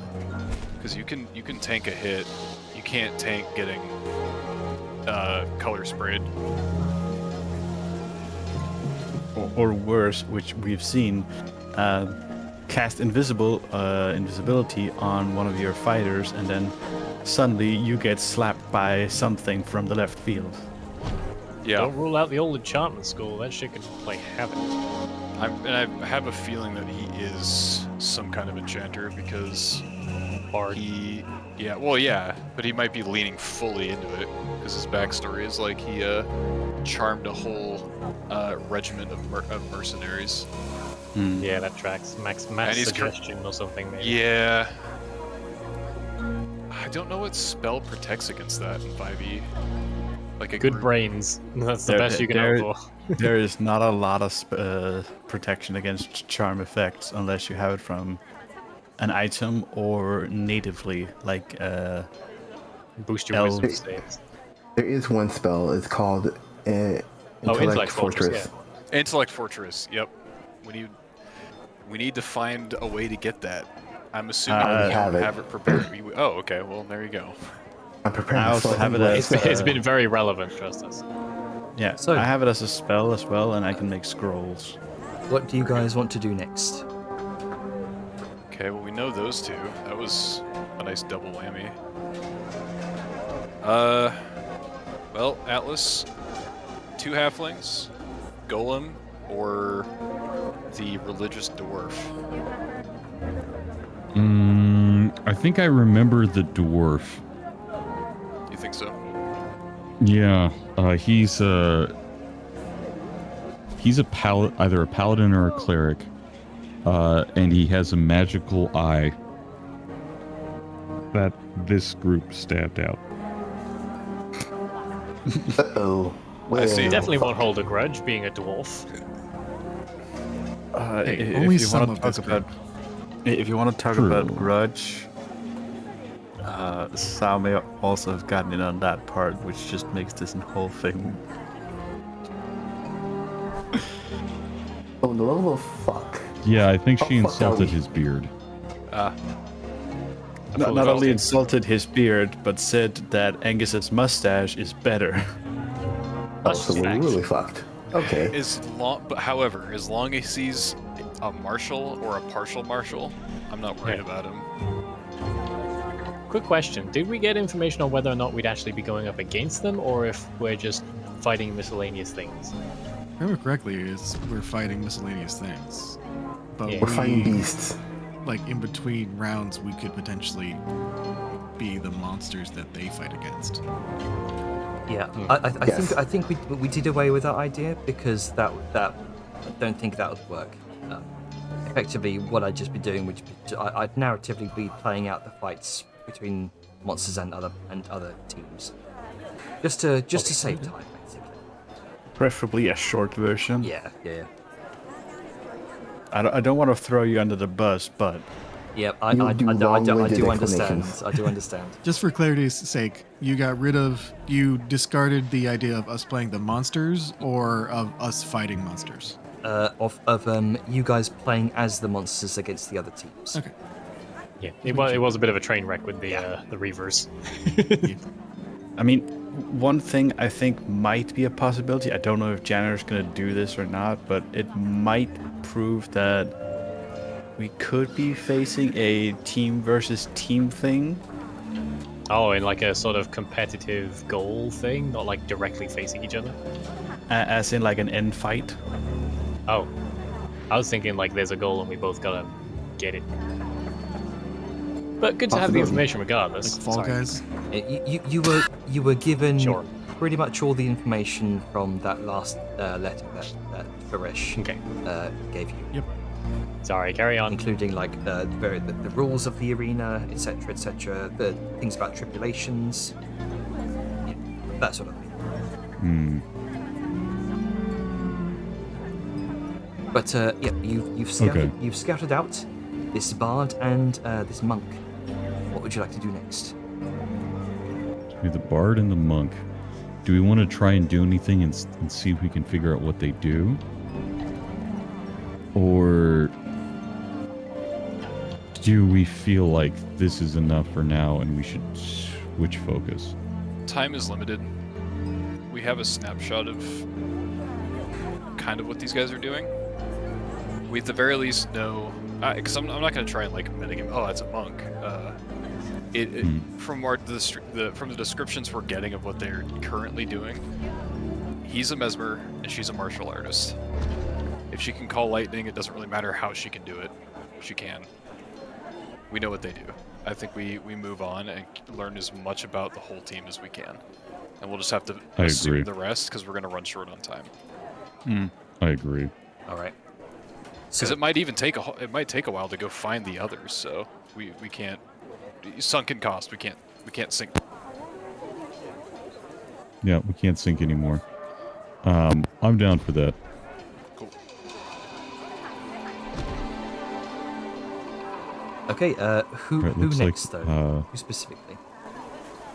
You got the dwarf, you've got the 2 halflings, and you've got this creature. There's the giant fucking bear in brass. Oh, I misheard that. The bear in brass. A bear wearing brass armor. Did I hear that right, Jenner? I can double check. I might have completely misheard something. I thought there was a brass golem. A great beast in brass armor, taller than 3 men. They say it obeys the girl as if it were kin. Okay. I thought it was a giant bear. I had assumed it was a golem. I kind of want to figure that out. It may be, but I kind of want to figure that out. Let's go check it out. That sounds All right. like it shouldn't be too hard to find in a city like this. Go ahead and make me a perception check, as the rumors that you were given by Vresh direct you outside of the city, towards a place called the Jade Fang Stables. There's a 23. Let me go ahead and bring up the map. Where is it? Here it is. The 23. You follow the rumors towards the south. Outside of the city, beyond the walls, in the shade of the Jade Fang Stables, a pair of small folk stand before a tall, sort of imposing Shah figure. Probably the owner of the stables itself. And you can see a feeding cart off to the side, as this Shah is sort of doing various stretches. You can see built very, very burly. She's used to manual labour, and they're all sort of speaking in low tones. You can also see a hulking cave bear, plated in patterned bronze barding, waiting at their side. I knew it was a bear. Bear's helm gleams with dwarven etchings, runes cut deep into brass and steel, worn smooth with age. The small folk woman is slight and freckled, with a long bow slung across her back and a green cloak that helps her blend into the leaves above. The leaves, the bushes and leaves below. She talks easily with the stable owner, gesturing towards plates of armor on display and resting her hand against the bear's broad shoulder as though it were second nature. The small folk man is harder to read. Darker clothes, slicked hair, a curved dagger resting at his belt. He lingers behind her, a gaze flickering across various rafters, walls, exits with cold calculation, rarely taking his eyes off of any passers-by for long. The bear itself is quiet but commanding, its sheer size making stable hands give it a wide berth, yet it stands patient, only nosing occasionally at a basket of fruit left too close. Every so often it shifts its massive head to follow the small folk woman, as though tethered to her movements by instinct alone. I'd like one of you to go and make me an insight check. I rolled the perception. Do you want to give this one? Sure. I'll give the insight a check. And I'm helping, so. You are helping, Okay, so well, we've got okay. again. 14, okay. There you 14. go. From what you gather, That's better. the 2 halflings are not just companions, they definitely move like kin. Glances, small gestures, the lack of wasted words between them betray a bond thicker than friendship. The bear is more than just a beast of burden, clearly. Its eyes track the woman closely, bristling whenever someone draws too near. This is no war mount, but a guardian, protective, loyal, and deeply bound. And that's what you gather with a 40. Seem to be lost in conversation, gesturing between sort of like armor plating on display, and gesturing to the bear's armor. They seem to be sort of negotiating something. So, do you think the bear is Not often. considered one of their 6 party members? Or it would have to be, right? Because it's a bard, a monk, 2 halflings, and the dwarf. But I don't remember the description of the 6th. Partly because I can't focus on anything for 2 minutes, but... Am I crazy? Unless each halfling is a participant, and then the bear is considered a familiar. Does the bear seem like just a bear, or does it seem humanoid? It is a bear. I will post an image in the chat here. 1 second. It's possible buddy. that it could be considered. Do you know of any cultures or people that bind 3-story tall bears into service? Now, Janner. It seems as though height of 3 men was definitely exaggerated. This is a large-sized cave bear. Okay. Height of 3. Dude, but fucking cave bears are still big, dude. Yeah. Oh yeah. At least it's just not a sloth bear. Yeah. We are underestimating the fact that it is a bear in armor. Can still probably Yeah, fuck that's shit up. terrifying. That is terrifying, I'm gonna say. Okay, so there's a giant bear in armor that seems to be very vigilant. There's 2 halfling siblings, or kin of some sort. Likely siblings. They have that kind of relationship or familiarity. They're also halflings, so they stick together. Yep, they do. Which is going to be interesting to deal with. It looks like they're roguish, archery, very dexterous types, on brand for their strengths as a species. Man,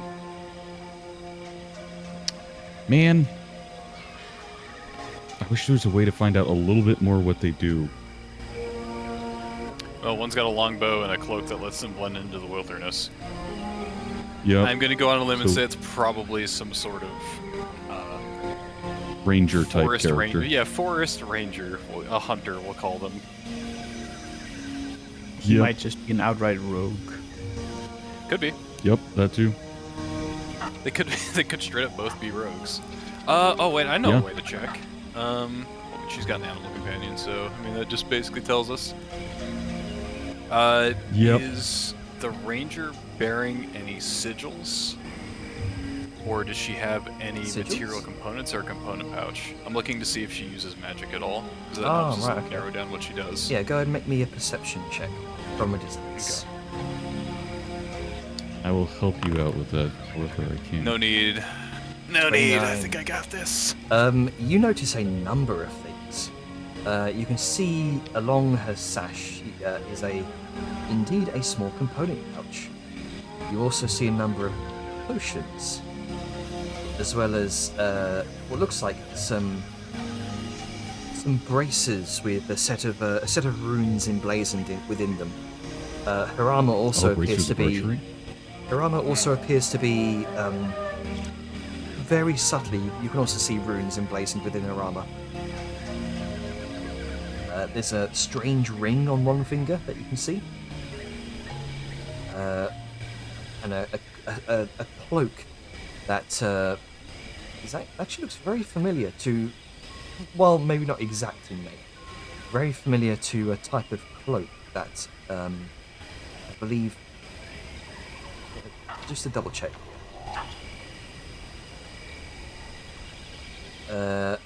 One that Etheria wears.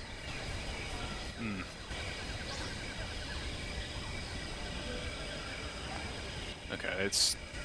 I don't So- want to metagame here, but it's. I think all signs Does it point seem to like- Ranger. You also see Yeah. she's wearing a pair of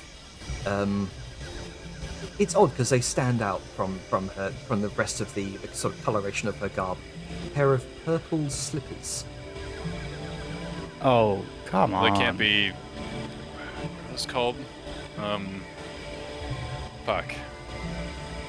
Slippers of spider climbing. Question, Janner. Mhm. Does it look like it's a, since I'm familiar with the magic item, a nature's mantle? It's exactly the type of cloak that you wear. Maybe not maybe not the exact make because they're not duplicates. They're just enchantments imbued upon. But not a cloak of the satyr. Indeed, a cloak of the satyr. Huh. Mm. The exact type. the So my exact actual type- cloak, not like my mantle that I wear is like my ghillie, but the actual cloak. Yes. So it's a cloak of the satyr. Elvenkind is the rebranding of it. Yep. Okay. Okay. Yeah. Longbow. If she were a druid, I don't think she'd bother using a bow in stealth and have that much kit towards archery. I think we can safely say she's a ranger. She's got a component pouch. A rogue wouldn't be carrying those. We know what she is. Yeah, she's got to be a ranger, and she likely is got the animal companion with her, and that's her focus. I'm gonna say the other guy definitely feels like he's he's wearing a dark tunic. It's a cliche, probably but I'm gonna say he's some kind of rogue. He's their burglar. Their lock popper. Most likely. Similar Spy. question. Does he have any kind of component pouch or anything that would suggest towards arcane trickster? I'll say with Raoul Ghul's 29, we can carry that over. You can see no component pouches. You do see a number of other things on it. Yeah. What you can see is these sort of braces that he wears, ringed with lines of sort of glowing blue daggers. You can see strange sort of greenish boots that have these. How would I describe it? They almost have these sort of leafy textures to them.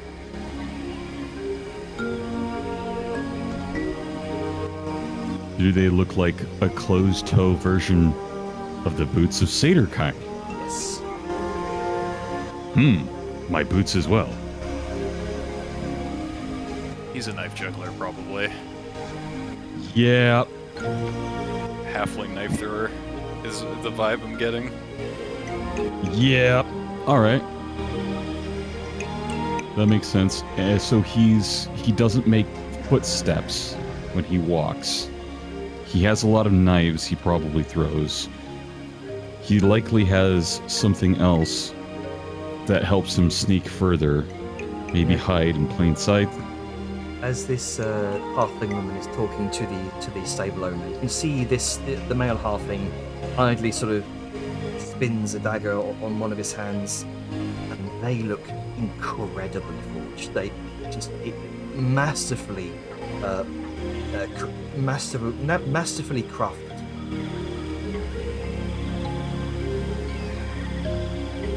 They're very well equipped. Extremely well equipped. So you guys. Yeah, I mean that's good though. It's power scaling. It lets us know where they're sitting. It's gonna be equivalent pretty much. Well, Atlas, what do you think? Well, it definitely seems like they are near us in terms of equipment. High-level casters, well-equipped. They all have magical items. They're a large group. I'm gonna say, well, they're not exactly quite our mirror. I think they're very comparable. Only thing I'm not seeing is like the full-on traditional like wizard. However, there's the dwarf that I know is a divine caster, and I want to say he was a cleric. I can't remember if he was a cleric or a paladin. I think Well, he if was he's a a paladin. paladin. I think he was a paladin. But I could be wrong because it has been in no I have a vague Literal recollection years. of him smiting somebody. Hey, I Did mean, smite someone. you've But got, clerics one can smite, don't they? you got They one have a smite person spell. left to scout. Who's left Well, to do scout? we want to go track him down and see? Oh, we have one person left, the dwarf. Duh. We got time, yeah. Ironically, I feel like we know the least about the bear, but it might also just be a real ass like cave bear, or real. We didn't even find out when we fought them the first time, so. The worst I can imagine is maybe they've enchanted the armor.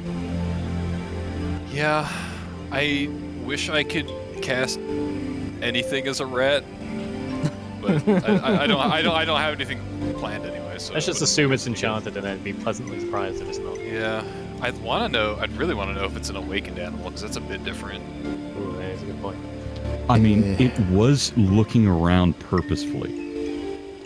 Yeah, but That a well-trained guard dog could also do the same thing, though. If it's just an animal True. companion with tricks, then like guard or attack or whatever. Janner, Well, no, does did we it find show any signs of like intelligence beyond just a trained animal? Make me Uh-huh. make me an insight check. Maybe it's reacting to some words they're saying. That would be really helpful. 21. Has a 21. From what you gather, looking around, looking at the bear's expression, there's no, like, there is no, like, sentience or, sapience behind those eyes. Clearly, this is a very well-trained animal, and it is Okay. very, very well bonded with these two halflings. It has probably known them since it was a cub. Okay. Well, that answers that. And it does not give me a similar sort of feeling of sapience that I get with my familiar. No. Okay. This is probably That solves that. a very well-trained Well-trained. cave bear. Gotcha.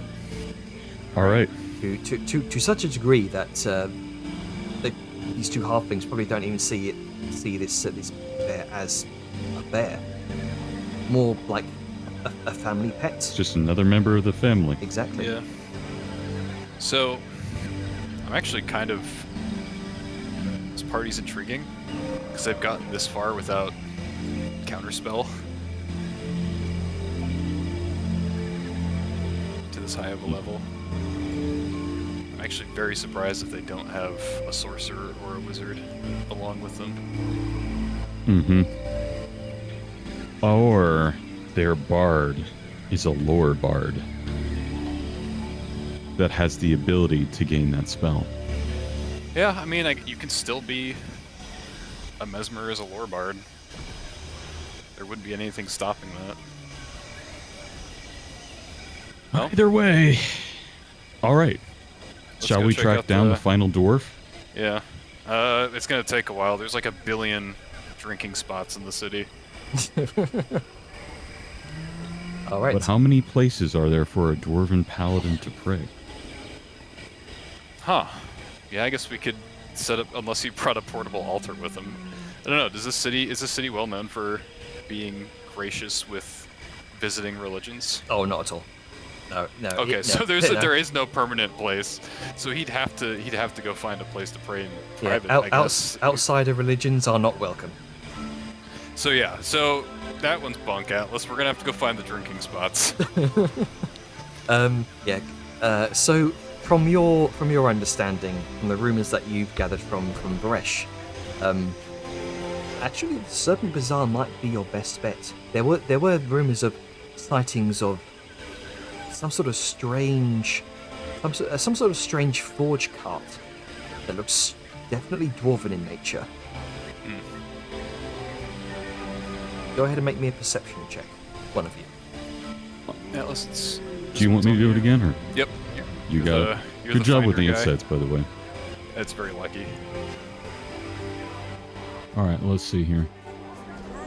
3 for 3, go. I have clicked. I'm waiting. Oh, No, you've just 13. jinxed it. That's not so good.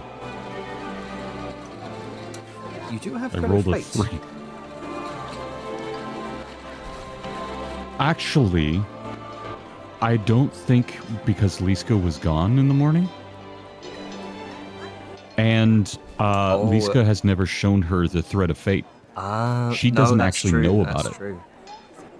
Sorry, Oh, I was looking at Angus's Thread of Fate icon on his token. I mistook that for Aetherius.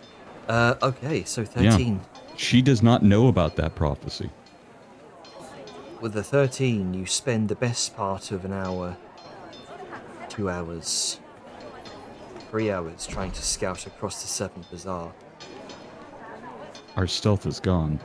And unfortunately, you're not quite able to find this dwarven individual today, at least. It might take you a few more days to try and attempt this.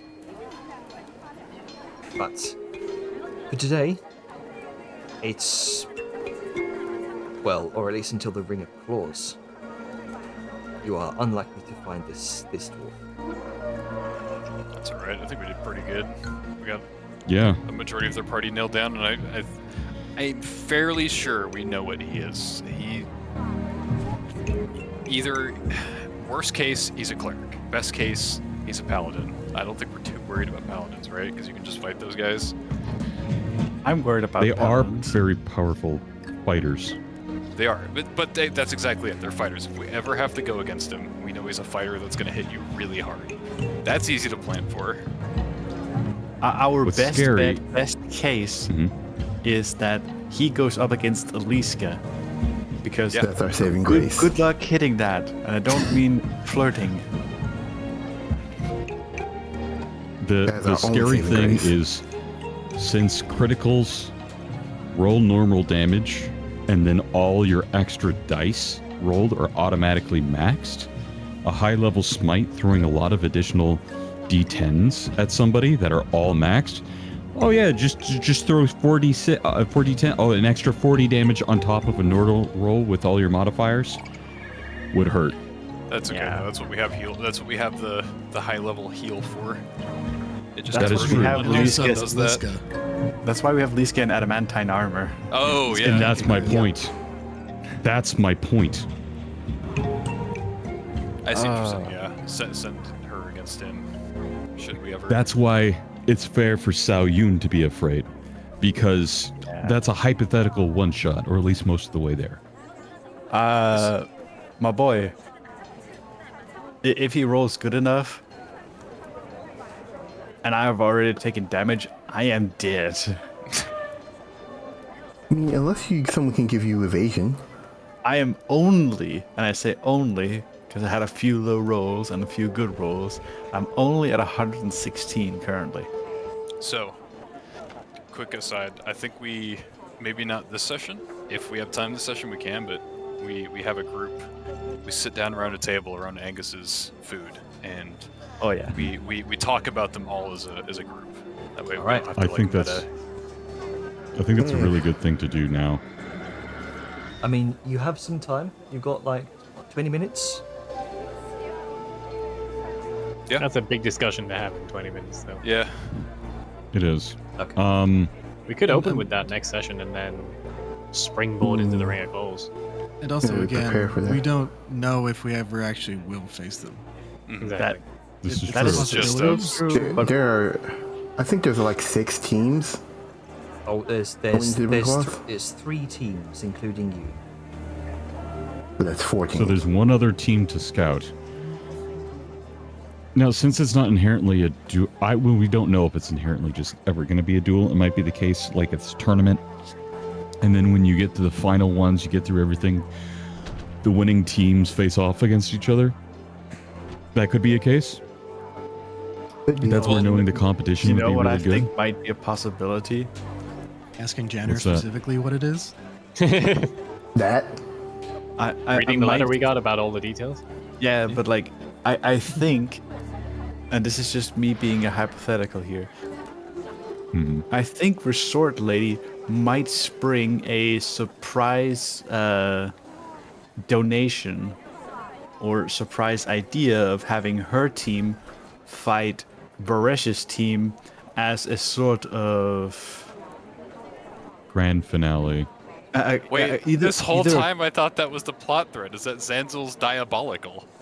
Oh, 'Cause that's her she- team. That's her team we're scouting, right? Yeah. Yeah. Yeah. Yeah, I want to Yeah. fucking crush them, even if it means outside the ring. Well, we'll see what happens. We've got to live to get far enough to the finals yet. there are There's stages. 5 rounds. Yeah, Is it 5? 3. No, yeah, something like 5 that. tri- There's, 5 there's a good trials. chunk of the camp. You guys had the second letter somewhere. Yep. Oh yeah. One of Someone you has it. It's I'll not check me. my bags. I saved Uh, it on my I- computer. A second letter to the Hammer Strike. That's what it's called. I am definitely gonna have to make some cure wounds spell scrolls and other stuff. How? Okay, I question. think if anything, see if we can find items that can mirror. I guess that's a turn of phrase. Mirror image. Mirror image? Imbue people with mirror image. I have There it I is. have blur as an I mean, option. that gives disadvantage, but mirror image can actively negate attacks. Yes. Mirror also, image. I don't think that's actually one I have. It's not Yeah, we discussed this off the session. Yes. Yes. So I'm about to have to go run away very quickly. I should have run away 20 minutes ago, but we're in it. You were in it. Okay. Yep. What is there left to be done at this point? Well, I did have a scene with Sal and potentially Varesh, but like as far as you two scouty boys done for this session?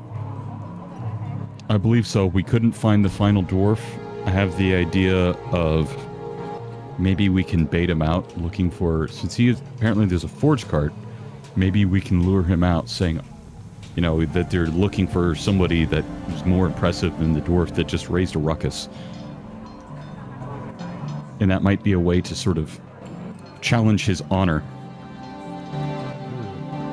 here's a question. Brian is what's type of save against a target? Trying? I think it's a wisdom save. Yeah, the wisdom. You want to cheat and just go the cast a spell and hand wave it? I mean, okay. That's a wizard for you. That's a wizard. I yeah. can fucking do that. I can and See, will. okay. So I've read the letter. It says no direct interference between teams. We cannot sabotage or interfere with opponents outside or during designated trials. Scouting out is not sabotaging or interfering. It is not. Nope. Clear scout them out as long as we don't do anything to them. Yep. Escape. I will 5 say trials. Ooh. the most terrifying thing is the no resurrection clause. Yes, it's final in the ring. Yeah. Yeah. Yeah, so But don't the fucking Avatar die. will ensure those that fall do not return until the trial is concluded. So you're dead until after all of those rounds. I do have No, some. you're dead. until Oh, the like end each of the individual trial. round is a Yeah. trial? Okay. I mean, could be worse. Just have to be dead slightly longer than usual. It's easy, just don't die. Just cast Death Ward. Yeah. If you Actually, cast I Death Ward, have you're a good. I have a technicality question here for Janner. Magical wards prevent teleportation or plane shifting beyond the arena. This means stuff like Misty Step, Vortex Warp, that kind of stuff still works within the arena. Correct. Yep. You just can't teleport into the audience stands. Got it. I have the option of slingshotting Liska into and out of danger. Got it. She's a bit heavy for you to be slingshotting her, honestly. Oh, I Oh, think with Vortex Warp, I think yeah. it means Yeah. You That's said, the funny you part. said, yeah, I thought you meant catapult. I'm like, Oh, if I could cast catapult to that size, I would not be throwing her. So yeah, what are we doing now? Because 20 minutes left. Yeah, what are we doing? We're done with our scouting. If you're done with probably your scouting, then say- I would like to do my scene. Yeah. If that's okay. Okay. I'd probably say we could round up either over the course of the week or at next session with talking about game plan, because we also have to plan for possible trials. Yeah. I've done that. purchasing related to prep, so if anyone wants to get anything else, it's out of their own pocket or out of the group loot. But beyond do that, I'm that. ready. If anyone else needs help being ready, like help discussing plans, I'm usually about on most days, so just shoot me a DM. Yeah, I'll need to discuss with somebody so that I can prepare my spells accordingly. Yeah, I'm still gonna do my rolls, but I'm probably gonna do them during the week sometime. Yeah. All right. Right. Scene. Scene. Yeah. And scene. Okay, I must Before we go get die. distracted again, All right, take care, dude. Oh, See ya. okay. take it easy, Pleasure. Prodigy. Later. Thanks for the cool roleplay. Will Great. I be needed? Don't believe so. No, you can go shoe off with your lady. Go I raise shall your also lady go gal. die. Go off into Thanks the for the cool mountains. roleplay, man. It was really fucking in Yeah, really fun. Somebody finally told Vellum that he fucking died. Yes. That was Good not talk. needed. Good talk. You know, Good talk. flirting, Good courtship. You died. Wait, what? Yeah, it's the whole point of that scene was like, hey man, go live your life. No, I got to have this very careful plan. Your plans failed. You already died and you didn't accomplish it. This is the second chance I gave you. Live your life. Yeah. You may not get another. All right. Go FM with your lady. All right, I'm gonna hop off. Okay. Take care, my Take it dear easy, girls. Let me know when you're done if we want to major people. Goodbye. All right. So, Vellum, you wanted a brief scene with Jan Varesh? Nope, Saoyun and then Varesh. Oh, gotcha. Okay. We'll finish. so- we'll finish off with that. Yes. On the last day, Vellum eventually gets up from his chair. He's been mostly sat in there for days. Bathroom breaks and eating. But he looks over his completed work and will go on an E-ring specifically to Sao. So you... He looks out the window, see what time of day it is. It's morning or something like that. You awake? Yeah, I'm awake. Can you get into the common room? I need to borrow your face a second. Okay, 1, sure. 2, turn the phrase. I don't know how you could possibly make that weird. There's several ways it could be weird. Just give me a moment. And after like a minute or so, Sao walks in. She is not wearing too much clothing, but it's like, I guess, sports-like attire. Her casual skivvies, right? Slightly less than that. She looks like she's been either stretching or working out. Vellum is looking fairly haggard, like a little bit of bags under the eyes, but he's still sort of up and about. Right, so I have a prototype I need your help testing. Kinda has to be you. There's just a long look from her. I don't know which of you is worse, you or the Shar in terms of staying up late. I mean, Angus too, but... I had a time crunch and needed to be done before the Horrenda clause. Anyway, I'll sort of reach over to a little work table. It's like bits are strewn all over it by now. There's just little bits and pieces, some broken, some not.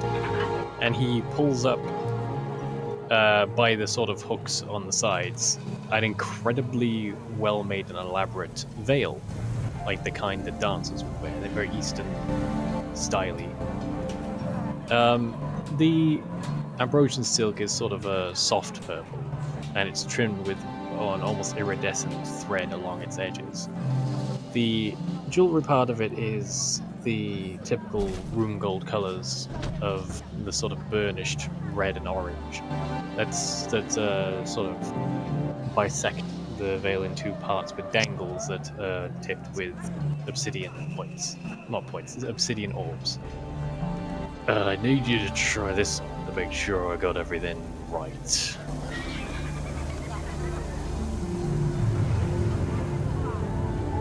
Now just, I guess, strikes a pose, you know, legs slightly apart, leaning back, arms crossed, just looking at him for a moment. Like, What? I'm...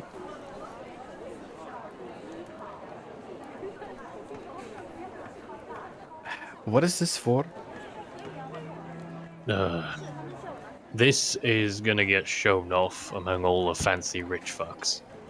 And that will hopefully generate some demand for my work that I will use to make a shit ton of money after we're done with the Ring of Claws. And I picked you because Liska's face is too big, Dajar's face is too long, Etherea's face already has something on it, and I can't show it to Varesh until I know it's 100% on point what it needs to be.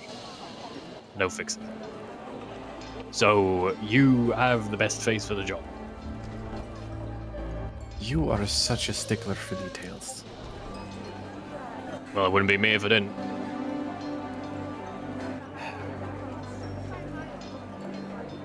You are aware Deshar is a wizard, right? What's that got to do with anything?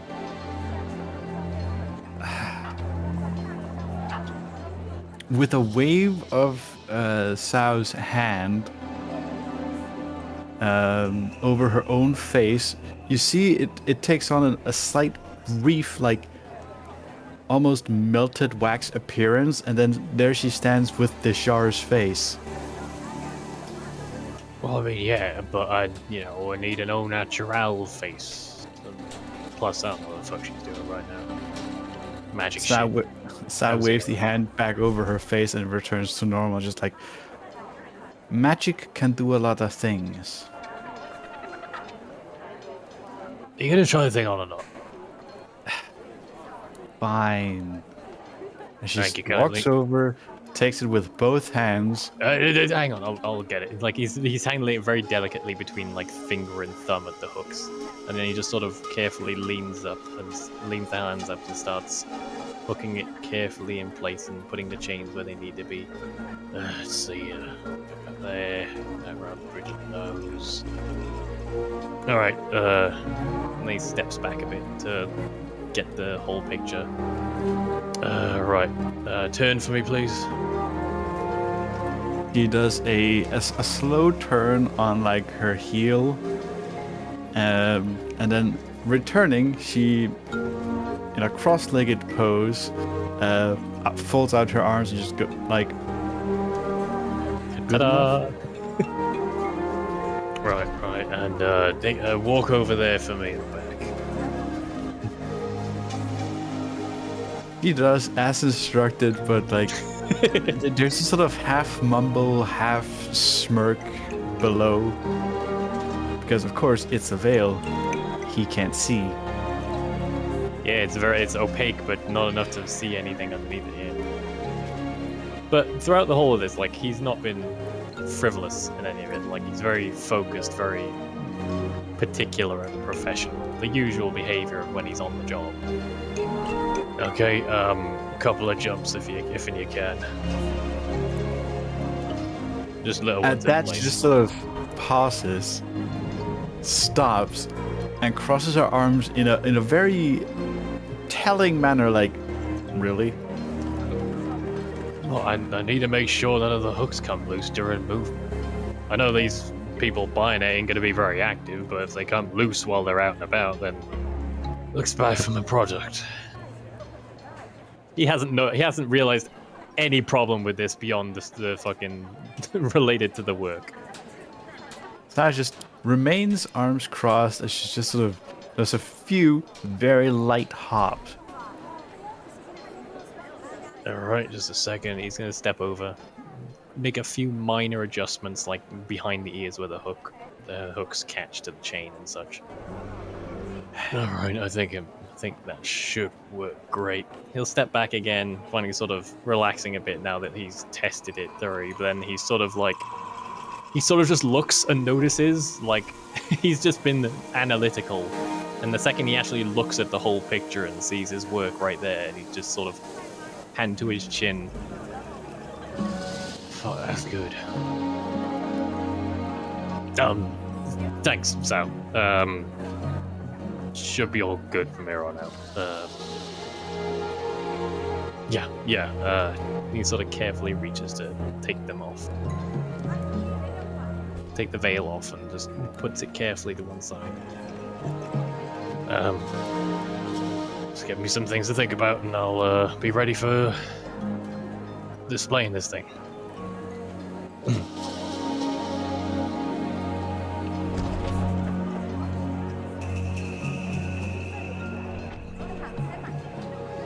The deathly silence is not helping his case. So just sort of, she doesn't pinch her nose so much as like index and middle finger are on her nose, thumb to the side next to the eye, and just, you know she likes you, right? No, don't you start like Angus. Yes, I know she likes me. We find each other attractive, and circumstances make it so we're not. Whatever you present her, it does not need to be perfect, because she likes you, she knows your work, you've proven that on more than one occasion, and when she displays your work, she will do her utmost to make it work. Well, quality speaks for itself, Sal, and You're polishing a nugget of gold to the point where you're rubbing your hands. I just like putting out quality work, that's all. I know. And if it looks half as good on her as it does on you, then it'll go great. You're terrible at flirting, you know?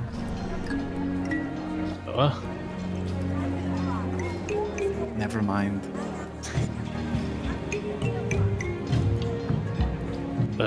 Yeah, I'll let you get back to whatever it was you're doing. You go for a run or something? Nah,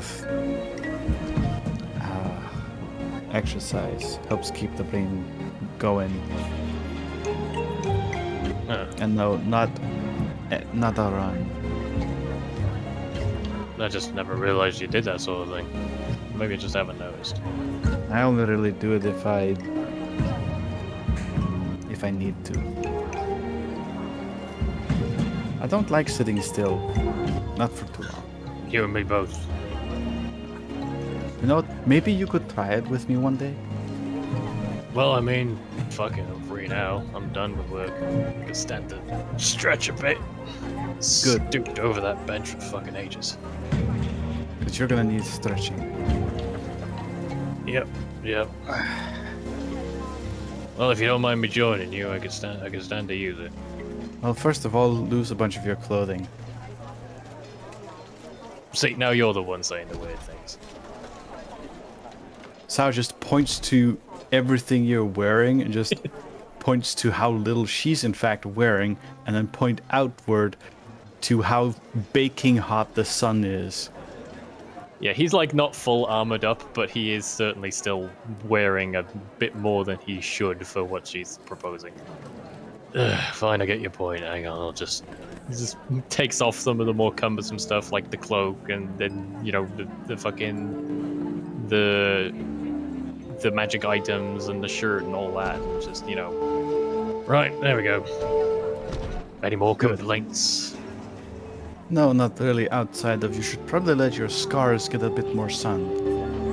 But well, I'll keep that in mind. Shall we? And basically, what she is performing outside is a kind of Tai Chi. Oh, neat. Very cultural. So they go off and do exercise, and coming up slightly on time, got a couple of minutes. Think we could squeeze in the Varesh thing Of course. just yeah. to get it out of the way? No, no, What? stop. What? No, I'm comfortable leaving. I'd like to leave off on a note here. Well, it depends on how long it'll take. My plan is that it's just like, hey, here's a thing. Can you show it off? So I don't see it taking. But Yeah, I don't think it'll take very long. You would find Baresh out in the central courtyard as you're sort of doing your exercises. We'll say Totally like not yoga. yeah yeah, this would be like afterwards. So yeah, this world's version of Tai Chi or yoga or something like that. She's making her way to the tower with some freshly washed bed sheets for Barbara. Miss Mazga, a moment. Yes, of course, Phil. Sorry, was I interrupting something? No. No. Sorry, I just pictured just two orcish folks showing up sweaty and fucking barely clothed. It's funny. Anyway, I wondered if you would be willing to demo another piece for me at the event tomorrow. Oh, Mutually beneficial and such. Might be the start of a trend if we play our cards right. well, I could be tempted to. What do you have in mind? Something of an Eastern specialty with the very hard to come by materials of the region. And he'll sort of, like, again, with careful hands, pull out the veil and show it to hang it there. Oh, very exotic. I'm led to believe the people here enjoy the exotic. Mind if I give it a try? By all means, and he'll hand them over. She kind of But I keep saying them by like the hooks, yeah. Handing the hooks over. she takes the she kind of hangs the bed sheets over a nearby railing for the moment. She takes the veil and examines it for a moment. This delicate filigree chain of rune gold. Oh, rune gold. Another Rune gold, another gold jewelry, Ambrosian silk, and a little extra something special. How do I put this thing on?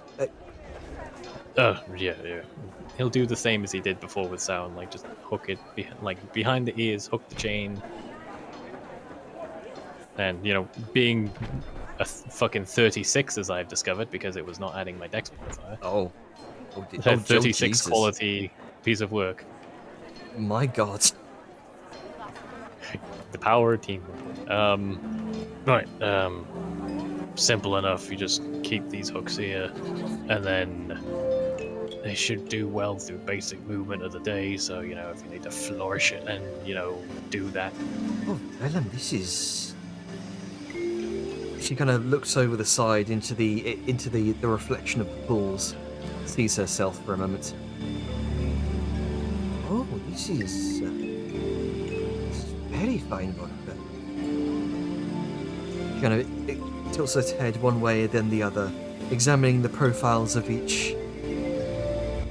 If I don't mind And it looks myself saying. immaculate from all angles. Oh yes, of course. It is Varesh after all.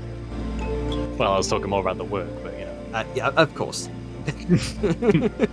he presents brag her, about your own OCs some No, more, why don't you? she presents herself as immaculate from all angles because this is the Work-worthy. type of person she is. Yeah. She gives a slight sort of another tilt of the head, looks over her shoulder back towards you. How do I look? Like 1,000 platinum. And hopefully the finer folk of the areas you will be milling about during the Ringer Claws will agree. Not 2,000 platinum. I see how it is. He says with a smirk. Well, I can't give a value to this piece yet, just so you know. So It is beautiful, Vellum. I am just missing. I know, I was just I know. standing in the background, arms crossed, smirking. But yes, hopefully it will drum up some interest, and then I can give a price point when we start getting the first customers in. But you know, that's the last gift you're getting out of me for a while. Given Oh. you've already had some earrings. What a shame. Oh well, I shall treasure them forevermore. And with Well, that, oh, good. that was yes, if you can manage to pique some interest within Oh, definitely. the folks you mingle. I've already been gathering quite a bit of interest with the earrings you gave me. This veil, it will certainly draw some eyes in the Ring of Cross. Oh, Thank you kindly, Miss just Walker. just so you are aware, I have hired a number of palanquins for our trip to the Ring of Crows come the day. I figured it will be best to avert gawking eyes and give you all some privacy while we make our journey. Well, if that's what you think's best, then I'm fine for it. Right, I'll leave you to what you were doing. I'm Of gonna course. go hit the baths. You going with Sal? Nah, you go first. I'm gonna finish out. You More? you begin to make your way. You kind of separate you go your different ways. Well, now the Vellum Well- knows it's not over, he's not gonna be outdone. He's gonna go back with Sal. Well, But we could leave it there. yeah, you go your different ways. That is until you hear Varesh shriek. Venom! Oh, Christ, it can't end on a good note, can it? Vellum will immediately be in there like a shot. You You're asking too much. you see you shoot up the tower, and you see Vadmir shaking to and fro on her bed. The fresh sheets of which have been discarded. Vresh has a cloth in one hand, dabbing cold water over her brow. I'm not sure what to do. And we leave it there. And leave it. Ah, yes. Vince. Just can't have nice things, can we, Jen? No, you cannot. I will stop You're recording. asking too.